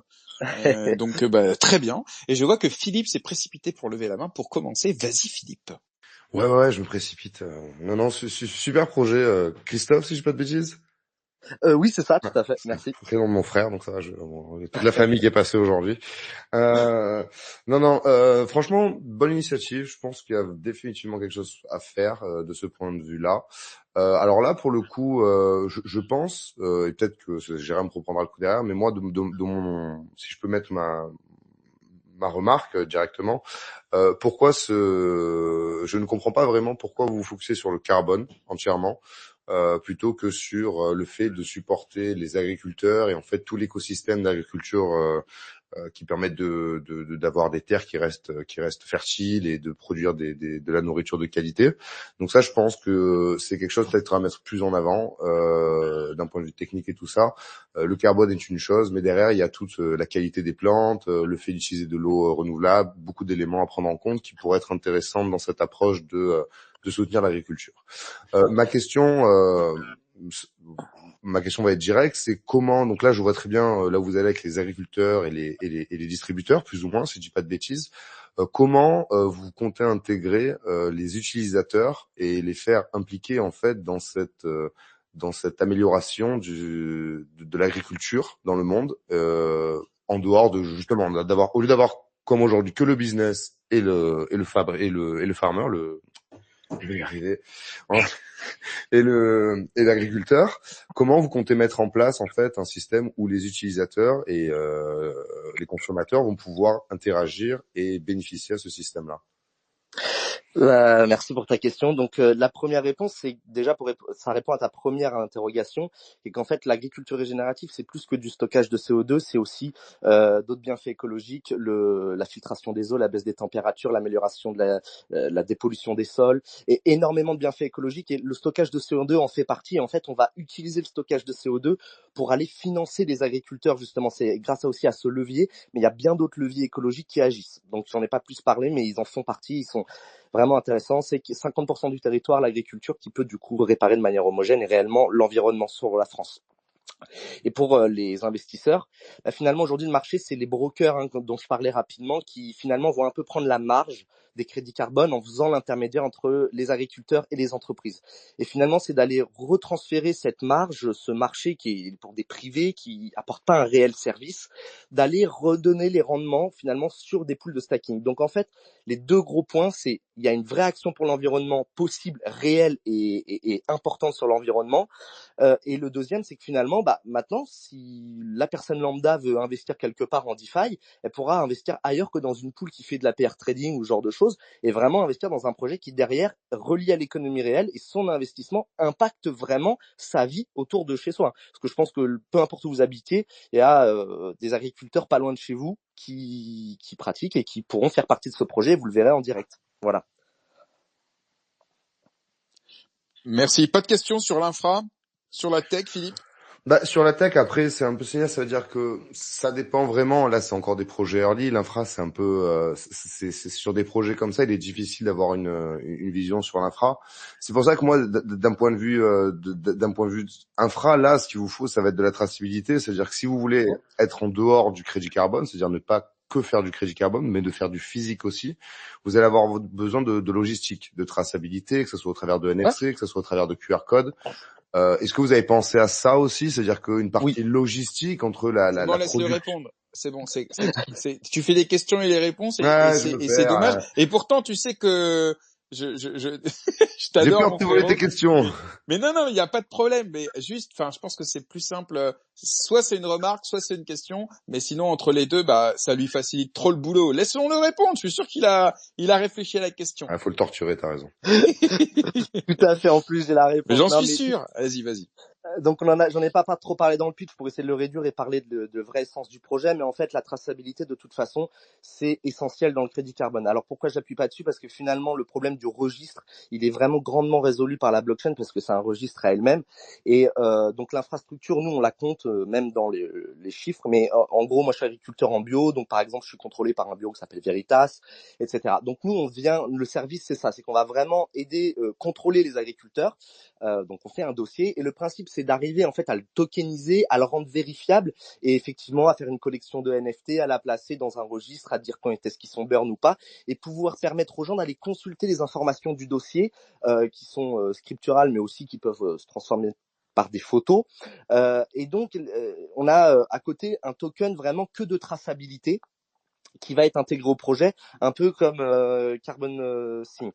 Et puis après, on a des vrais agents sur le terrain qui vont aller contrôler les agriculteurs. De ce côté-là, je m'y connais bien en tant qu'agriculteur qui suis moi-même contrôlé. Et avant ça, j'étais dans le contrôle et le diagnostic de bâtiments. Donc on a tout un système pensé pour pouvoir aller bien contrôler les agriculteurs, mais plus que ça, on les accompagne aussi dans les itinéraires techniques de l'agriculture régénérative pour vraiment les aider à faire cette transition. On ne fait pas que de donner de l'argent, on va aussi techniquement les aider à transitionner dans leur modèle. Merci beaucoup. Rappelle-moi ton prénom, Christophe, non? Ouais. Ah, c'est bon, je l'ai. Merci Christophe. Vas-y Maxime. Ouais, écoute, Christophe, c'est très clair. Tu as parlé de pas mal de choses. Moi, j'aimerais juste mettre l'accent sur 2-3 petits points. Déjà, par rapport à ton go-to-market, moi, une remarque d'abord, c'est vrai que c'est assez intéressant du fait que toi-même, tu es agriculteur, mais est-ce que tu as aussi testé avec d'autres potentiels clients ou partenaires? Est-ce que tu as pu un peu tester la demande qu'il y avait, avoir fait peut-être des prêts enregistrements ou du moins générer quelques leads à ce niveau-là? Tout à fait. Ouais. Oui. Alors du coup moi ça fait 3 ans en fait que je suis sur le projet, donc oui. Alors, avant même de construire la solution, j'ai été me renseigner. Bon, déjà j'ai mes bilans propres et mon économie, je suis capable de me baser là-dessus. Mais je suis allé voir d'autres agriculteurs pour vraiment voir et tester avec eux le prix qu'il leur fallait, comment, à quel point ils seraient prêts à transitionner, vérifier les investissements que ça demandait, parce que la transition, il y a des efforts différents au niveau du stockage de carbone que les agriculteurs peuvent faire. Et pareil, il y a des paliers dans le mode de transition. Hein. On peut commencer doucement sans rien changer Ok, vraiment à son donc, matériel, mais donc il y en t'as a quand d'autres. même, je me permets Oui, de te oui, couper parce que sinon vas-y. j'ai une autre question à se faire Ouais, couper par GRM. ouais. Mais donc du coup très clair, si t'as des leads et une validation sur ce côté, c'est parfait. Mon Ouais, deuxième point, c'est plus par rapport mettre la lumière sur ton token. Donc tu parles donc dans ta ouais. pool de rendement. Typiquement, si j'ai bien compris, je vais acheter un token, je vais le mettre dans une pool et en fait dans cette pool, je vais pouvoir bénéficier d'un rendement. Est-ce que tu as regardé un petit peu légalement parlant, qu'est-ce que ça disait? Est-ce que du coup ça te qualifie comme security? Est-ce que vous avez un peu exploré cette partie-là? Ouais, cette partie-là, donc l'ingénierie financière en elle-même, c'est déjà une grosse part, et puis la partie légale, effectivement, on a travaillé dessus, donc mais il faut encore qu'on avance. Mais dans l'idée, pour l'instant, le fait d'aller juste rendre aux agriculteurs une part du capital et après de récompenser en token, ça nous demande pas, ça nous place pas forcément comme security token tout de suite. Alors après cette année, il y a Mika qui est arrivé et il faut revoir ça, donc c'est surtout ça là qui a un petit peu changé cette année. Mais sinon, on avait déjà fait une étude au niveau du statut PSAN pour vérifier et on rentrait dans les billes. Maintenant, cette année avec Mika, il faut vraiment retravailler ça un peu. Mais oui, on a commencé à travailler sur le sujet, à Ok. approfondir. Mais c'est en tout cas pour l'instant faisable. Bah très clair et bon courage Merci. sur ce point. Merci beaucoup. Sébastien. Ouais, moi je vais être assez rapide potentiellement, parce que dans ta présentation tu parles de gouvernance. La gouvernance, elle est pour votre, pour CO2 stack, ou c'est une gouvernance pour chaque projet financé? C'est une gouvernance plutôt, alors pour le système financier, les frais qui vont être réalloués dans le temps, c'est-à-dire que si le projet décolle et fonctionne bien, on va pouvoir en fait redistribuer une partie des rendements, soit au pool de stacking, soit aux agriculteurs, soit pour aider les entreprises. Et la gouvernance, finalement, elle est pour permettre à la communauté de participer à qu'est-ce qu'on fera des bénéfices, qu'est-ce qu'on fera de l'argent et où est-ce qu'on veut le réinvestir. Donc on veut aussi rajouter un peu de décentralisation et de choix à la communauté. Voilà. Mais donc elle sera sur votre projet et pas sur les projets financés. Vous ferez pas une gouvernance pour chaque projet. Non, ouais, la gouvernance des projets, des techniques et demander à des gens vraiment pas trop dans le domaine de valider certaines décisions, c'est peut-être compliqué. Par contre, leur dire voilà, est-ce que vous voulez qu'on donne l'argent aux agriculteurs, aux investisseurs, aux entreprises, c'est un peu mieux. Après, on pourra peut-être dans le temps rajouter du choix pour les porteurs de projets. Mais pour l'instant, on est plutôt là-dessus. Ok. Non, c'était dans la remarque, une gouvernance demande souvent énormément de travail en amont. Surtout que une fois que tu commences à le déployer sur une blockchain, tu vas avoir besoin de reprendre énormément de contraintes légales. Et si tu commences à vouloir faire une gouvernance pour chaque projet, c'est-à-dire que tu es obligé de t'adapter à chaque projet et donc d'avoir des gouvernances un peu modulaires. Et la contrainte technique derrière qui s'en découle grandit à chaque nouvelle contrainte légale. Donc c'était pour savoir si vous aviez anticipé ça, mais Tout à fait. Et si je peux me permettre très rapidement, ce qu'on a d'intéressant, c'est qu'en France, on a la chance d'avoir le label bas carbone et que notre cible au début se cible vraiment sur la grande culture qui a une seule méthode. Et donc, on reproduit la méthode assez facilement. C'est répétitif et vu que c'est une grosse part des hectares français, ça marche quand même au niveau de l'écologie. Et nous, ça facilite vraiment au niveau des porteurs de projets les méthodes. Voilà. Ok, merci. Merci. Merci beaucoup. Bon, moi, je vais m'extraire un peu du projet en lui-même, parce que pour moi, effectivement, c'est encore un peu flou. En revanche, on va parler un peu identité visuelle, branding, identité de marque, etc. Si vous voulez bien. Rapidement, la PFP Twitter, il y a trop de blanc en fait, c'est dommage. Oui. Tu vois, si tu zoomes un tout petit peu, déjà tu vas augmenter un petit peu la place que prend ton logo. C'est tout con. La bannière Twitter aussi, c'est dommage, mais si tu regardes bien, la partie inférieure à gauche, elle est masquée par la PFP.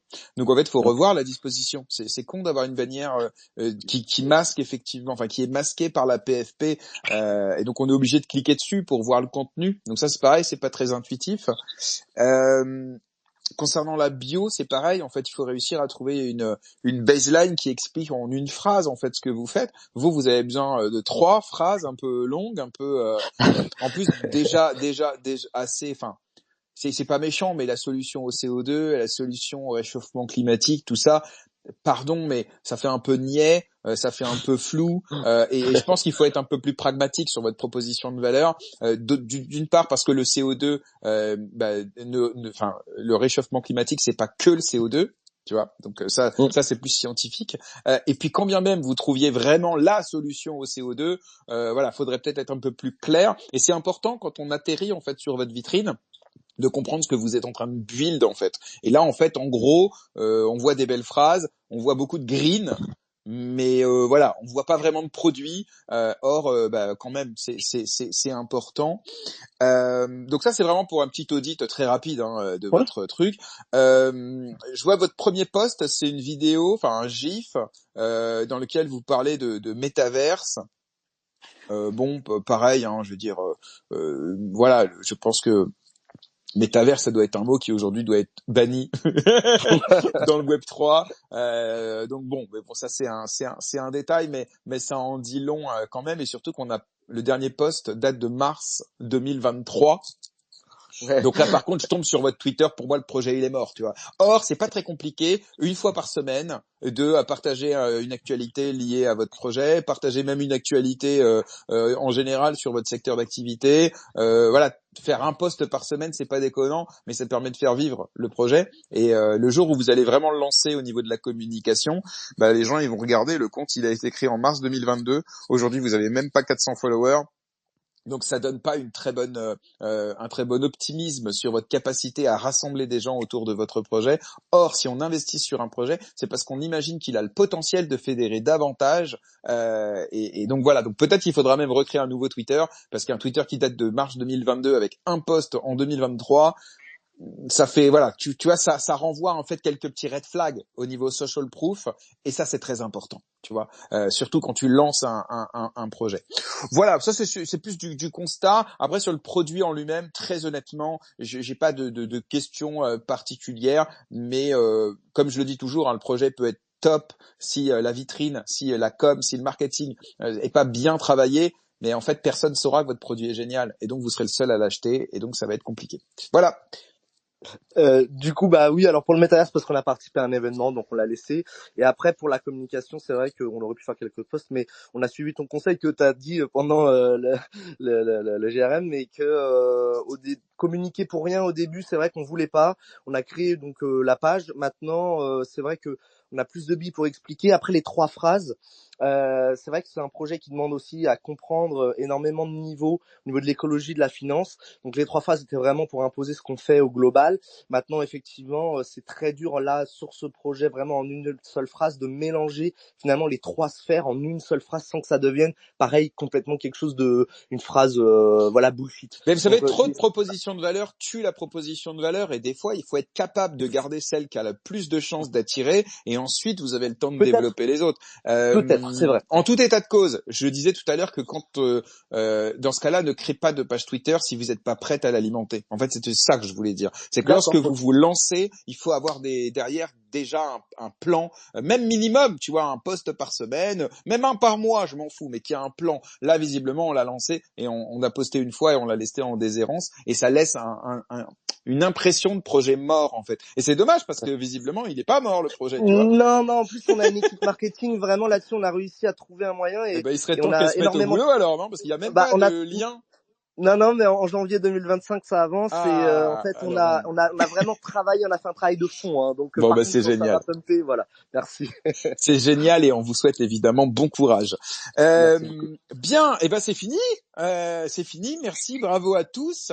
Je vais donc poster maintenant le sondage dans les commentaires. Je vais l'épingler également. Et donc, messieurs dames, c'est à vous d'aller voter pour votre pitch préféré. Alors, je répète, hein, vous pouvez voter pour le projet que vous avez préféré, évidemment, mais aussi pour le pitch que vous avez préféré. D'ailleurs, petite mention, j'ai oublié de le dire, très bon pitch, Christophe.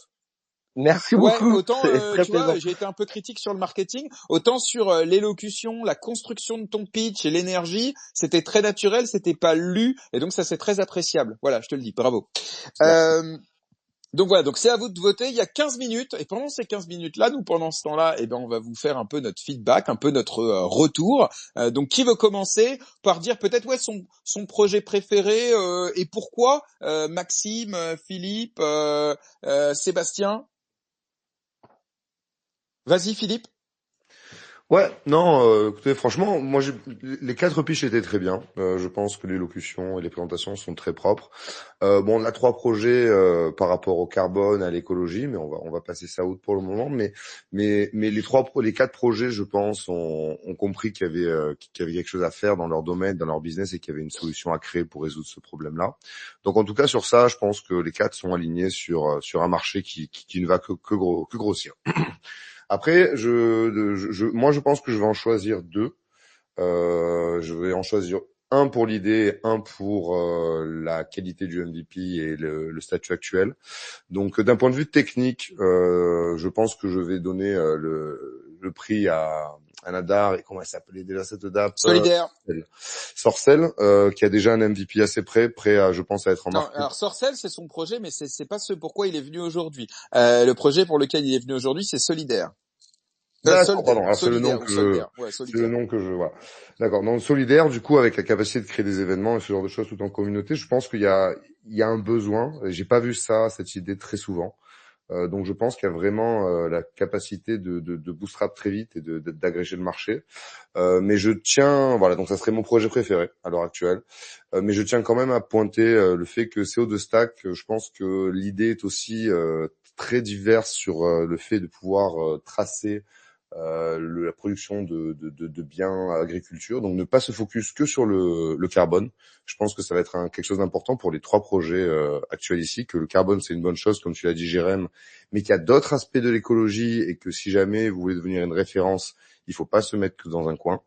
Donc voilà, je pense que d'un point de vue, moi mon préféré resterait solidaire. Okay.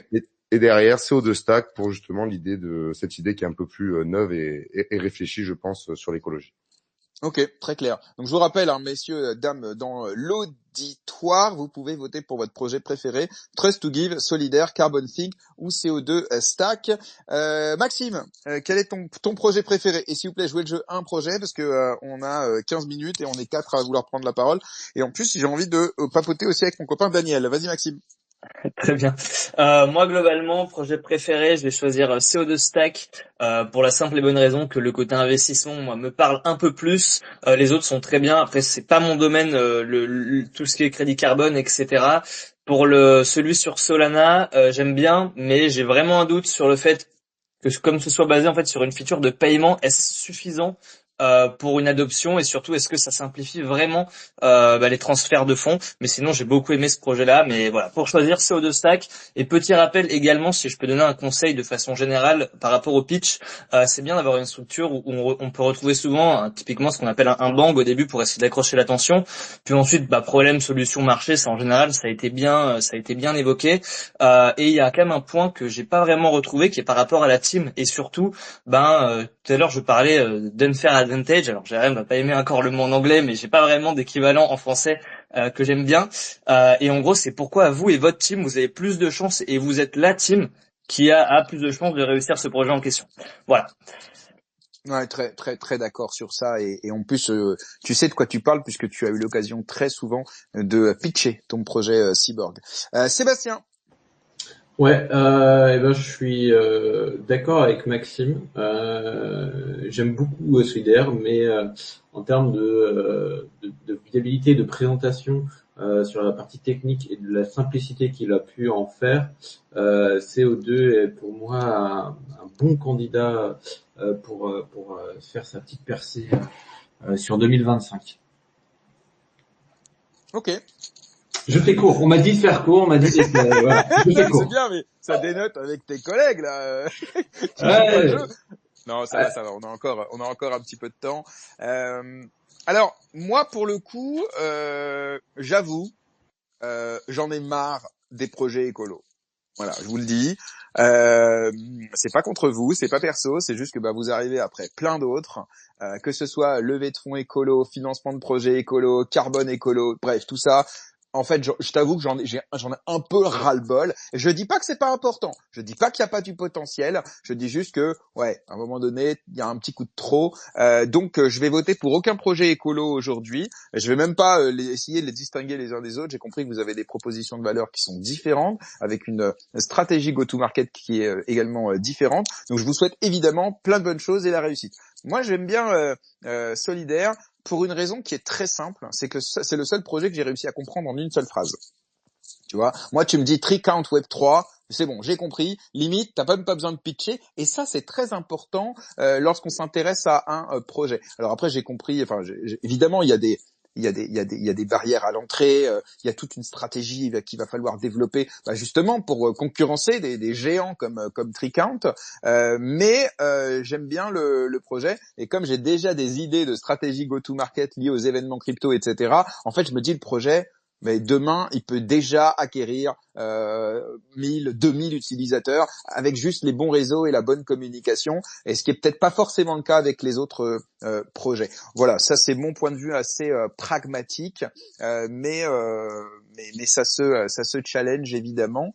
Alors au niveau du vote, il continue, il nous reste encore 8 minutes. Et ben on va en profiter, donc n'hésitez pas évidemment à voter. Là dans l'audience, on est un peu plus d'une vingtaine et on a que 4 votes. Donc les gars, allez voter, jouez le jeu. Même les membres du jury, allez voter. Il y a pas de raison. Vous faites partie évidemment des auditeurs. Et pendant cela, je vais en profiter pour accueillir Daniel, donc qui est directeur pédagogique de l'école Alira, donc le partenaire de cette émission, mais surtout le co-constructeur de ce concours de pitch. Salut Daniel, comment tu vas? Salut Jérém, on m'entend bien? Oui, on t'entend bien. Comment tu vas? Je vais bien. L'été s'achève doucement, nous approchons de l'automne et on approche du coup de la rentrée qui se tient dans 2 semaines, donc ça va bien. Ok, alors raconte-nous un petit peu quoi de neuf chez Alira, puis qu'est-ce que t'as pensé de tes petits projets, tes petits poussins entre guillemets. Écoute, je suis content.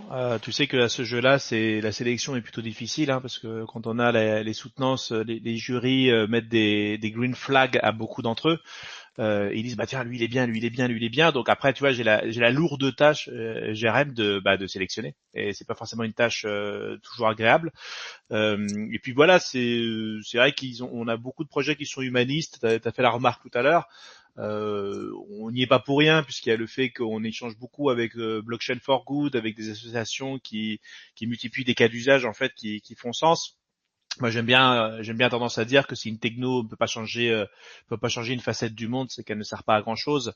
En gros, ils sont pas là pour faire des NFT d'animaux. Donc, il y a toujours quelque chose qui fait que ça reste dans l'ADN d'Alira de proposer des petites choses constructives. C'est vrai que sur le sélection, j'ai pas remarqué qu'il y avait autant de projets écolos. J'aurais peut-être dû les varier un peu, les étaler sur les semaines. Mais en tout cas, voilà. Que se passe-t-il pour la rentrée? On a la première rentrée de la certification de DeFi. Tu sais qu'elle a été annoncée il y a pas très longtemps, donc là on va avoir les premières personnes qui vont pouvoir faire de la finance centralisée chez Alira et pouvoir être certifiées de finance centralisée en France, puisque la certification n'existait pas avant en France. Donc c'est une excellente nouvelle. Il y a combien de personnes alors dans cette session Une vingtaine, pour l'instant une vingtaine, okay. Parce que globalement ça reste des promotions en finance centralisée qui sont des promotions un peu légères par rapport aux autres parcours qui sont beaucoup plus volumineux. L'idée aussi qu'il y a, c'est que le bull market on va dire que se fait attendre et on sait très bien que c'est peut-être le parcours qui est quand même le plus conditionné au marché quoi. Donc on verra si les choses se relancent. C'est pour le coup on a un autre public qui est plus on va dire dynamique. En tout cas voilà. Et puis aussi une petite nouvelle, okay. Elle est un peu personnelle, Jérém, c'est que tu sais que pour la première fois j'ai créé du cours asynchrone. Donc toi qui a effectivement accès à la plateforme de formation, donc là t'avais effectivement eu le cours de Bastien, si mes souvenirs sont bons, c'est ça? Ouais. Voilà, bah écoute, bah tu vas bientôt avoir accès à la nouvelle version du cours, dont j'ai eu l'immense honneur d'avoir pu faire la première semaine. Donc 6 heures de bonheur, pas obligatoire, hein, il y a pas mal de choses qui sont facultatives, mais autant te dire que les nouveaux apprenants, quand ils vont arriver, ils vont être vaccinés dès la première semaine. Donc c'est vraiment beaucoup d'amour. Il y a beaucoup de membres de l'équipe, des gens extérieurs sélectionnés. C'est un parcours qui est multi-auteur, donc on n'est plus sur un seul auteur. Donc vraiment, on est sur un magnifique, un véritable petit objet. On en est très très très fiers. T'imagines la pression quand tu dois faire les premières vidéos de cette œuvre. Et donc j'espère que j'aurai des retours de ta part. Mais tu fais des cours de quoi?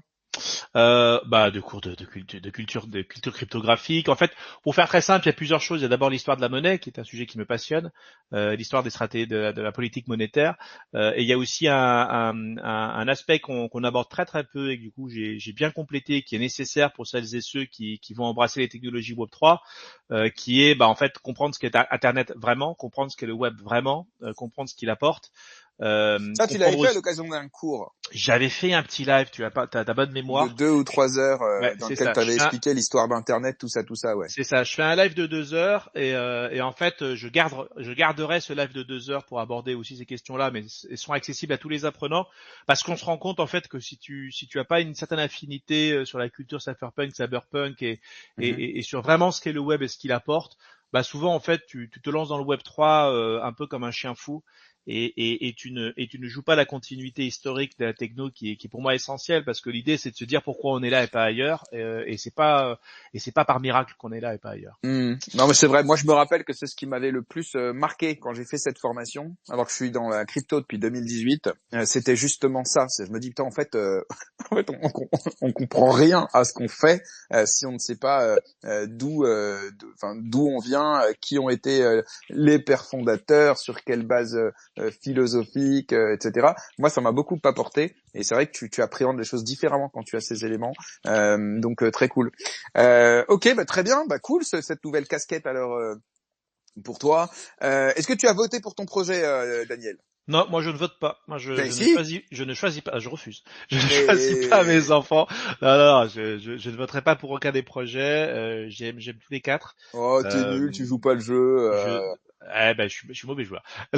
Non, globalement, il y a le dernier, je l'aime bien. Le dernier, je l'aime bien, ouais, parce qu'en fait, il y a aussi tu sais, là, t'as souri et tu as raison de le faire dans le bon sens du terme, dans le fait qu'on a des profils très variés chez Alira, et on a souvent en fait des profils, notamment le dernier, qui sont des profils qui ont les mains dans la terre, hein, c'est vraiment le cas de le dire, qui sont vraiment dans la réalité en fait de ce qu'est l'économie. Je précise, il reste 2 minutes pour voter à tout le monde. Hein. D'accord, donc j'ai encore 2 minutes à voter. Ouais. Et en fait, l'idée c'est que tu vois, c'est ça le côté qui est merveilleux chez Alira quand t'as 100, 200 apprenants qui rentrent par session, c'est que en fait ils ont tous une histoire différente, ils ont tous des parcours différents. Et ils apportent en fait la vision qu'ils ont du monde et trouvent dans le Web 3 en fait des solutions des solutions concrètes. Et pour le coup, c'est le cas de le dire, si je devais voter, ce serait pour le dernier parce que je trouve qu'il est pas si hors-sel que ça, sans mauvais jeu de mots. Et voilà quoi. Ok. Écoute, je pense que tu vas être le faiseur de roi parce qu'en fait, on a une égalité parfaite entre Trust to Give, Solidaire et CO2 Stack. Donc il reste 1 minute encore pour voter. Donc ceux qui n'ont pas voté, allez voter. Peut-être que c'est vous qui allez faire pencher la balance. Mais si on finit sur une égalité comme celle-ci, on se basera sur les votes du jury et en l'occurrence qui sont majoritairement pour CO2 Stack. Et Daniel en a rajouté encore un peu plus là-dessus. Donc voilà, on a encore quelques secondes avant la clôture des votes. Il va rester vraiment 10 ou 15 secondes maximum. Donc c'est le temps qui vous reste si vous souhaitez aller voter pour l'un des projets. En tout cas, moi je vais en profiter évidemment pour remercier les 4 projets de s'être prêtés au jeu. Alors c'est un jeu qui est assez difficile parce que vous n'avez pas de support visuel, il y a que votre voix qui joue. En plus, il y a des niveaux de maturité des projets qui sont pas forcément les mêmes. Mais bon, en tout cas, vous vous êtes tous prêtés au jeu. C'était hyper sympa de tous vous écouter. Donc là, c'est bon, le sondage est terminé. Donc effectivement, on a une égalité des 3 projets que je viens de citer. Carbontic en fait est juste en dessous, pas beaucoup hein, en dessous, pas d'inquiétude. Mais voilà, donc effectivement, le gagnant hein, évidemment c'est CO2 Stack parce que je crois qu'il y a au moins 2 ou 3 membres du jury qui ont aimé ce projet et Daniel qui vient de de planter le dernier clou sur le trophée. Donc bravo CO2 Stack. C'est Christophe, c'est ça?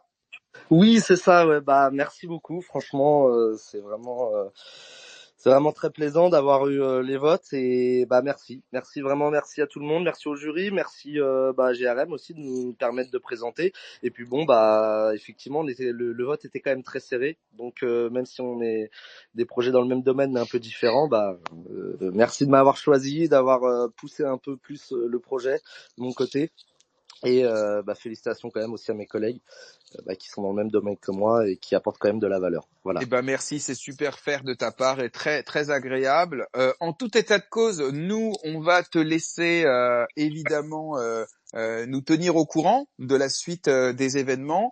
On va créer un petit groupe dans lequel tu pourras eh bien nous solliciter pendant un mois si tu as besoin de quoi que ce soit, du conseil, du relationnel, tout ce que tu veux et tout ce qu'on peut, on t'aidera pendant un mois pour essayer, voilà, pourquoi pas de faire avancer peut-être ton projet un peu plus vite ou un peu mieux en fonction des expertises de chacun.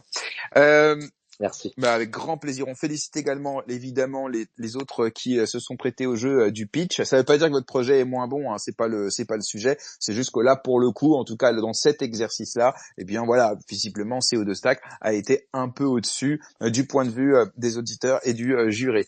Je vais à tous et toutes vous rappeler que vous pourrez retrouver le replay de cette émission sur l'ensemble des plateformes de podcast. N'oubliez pas, et c'est très très important pour nous, de retweeter le lien du Space pour permettre à celles et ceux qui n'ont pas pu l'écouter en direct de le réécouter sur Twitter. Si vous écoutez l'émission en replay, n'oubliez pas de mettre un like, de mettre un commentaire, de vous abonner à la chaîne podcast ou YouTube sur laquelle vous écoutez le replay de cette émission. Moi, je vous donne rendez-vous la semaine prochaine pour 3 nouveaux numéros de GM Web 3.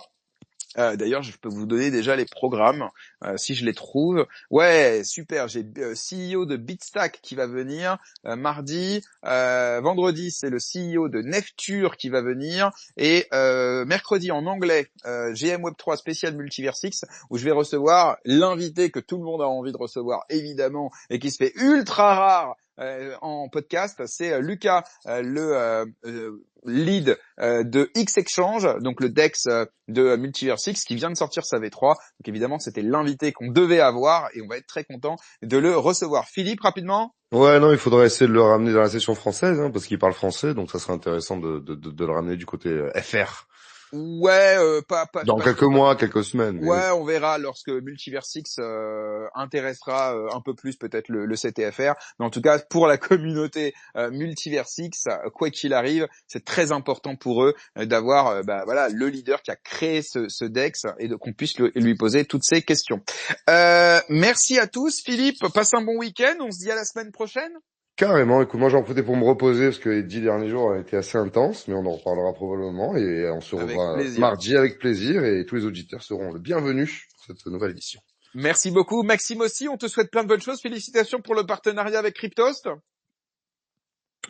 Yes, merci beaucoup. Et également Daniel, c'était un plaisir de t'avoir. D'ailleurs, tu nous fais bientôt une chronique, toi, non? C'est prévu quand? C'est prévu. Non, pas tout de suite. Crypto Théâtre, c'est le 27. Voilà, dans 2 semaines. Et je pense qu'on va revisiter un peu l'histoire parce qu'en construisant les cours, en fait, j'ai trouvé plein des petites idées. Je sais que je suis très friand d'anachronisme et on va en faire quelques-uns. Et ça va être marrant. J'aime. Et tu nous feras une uchronie un jour? Une quoi? Une uchronie.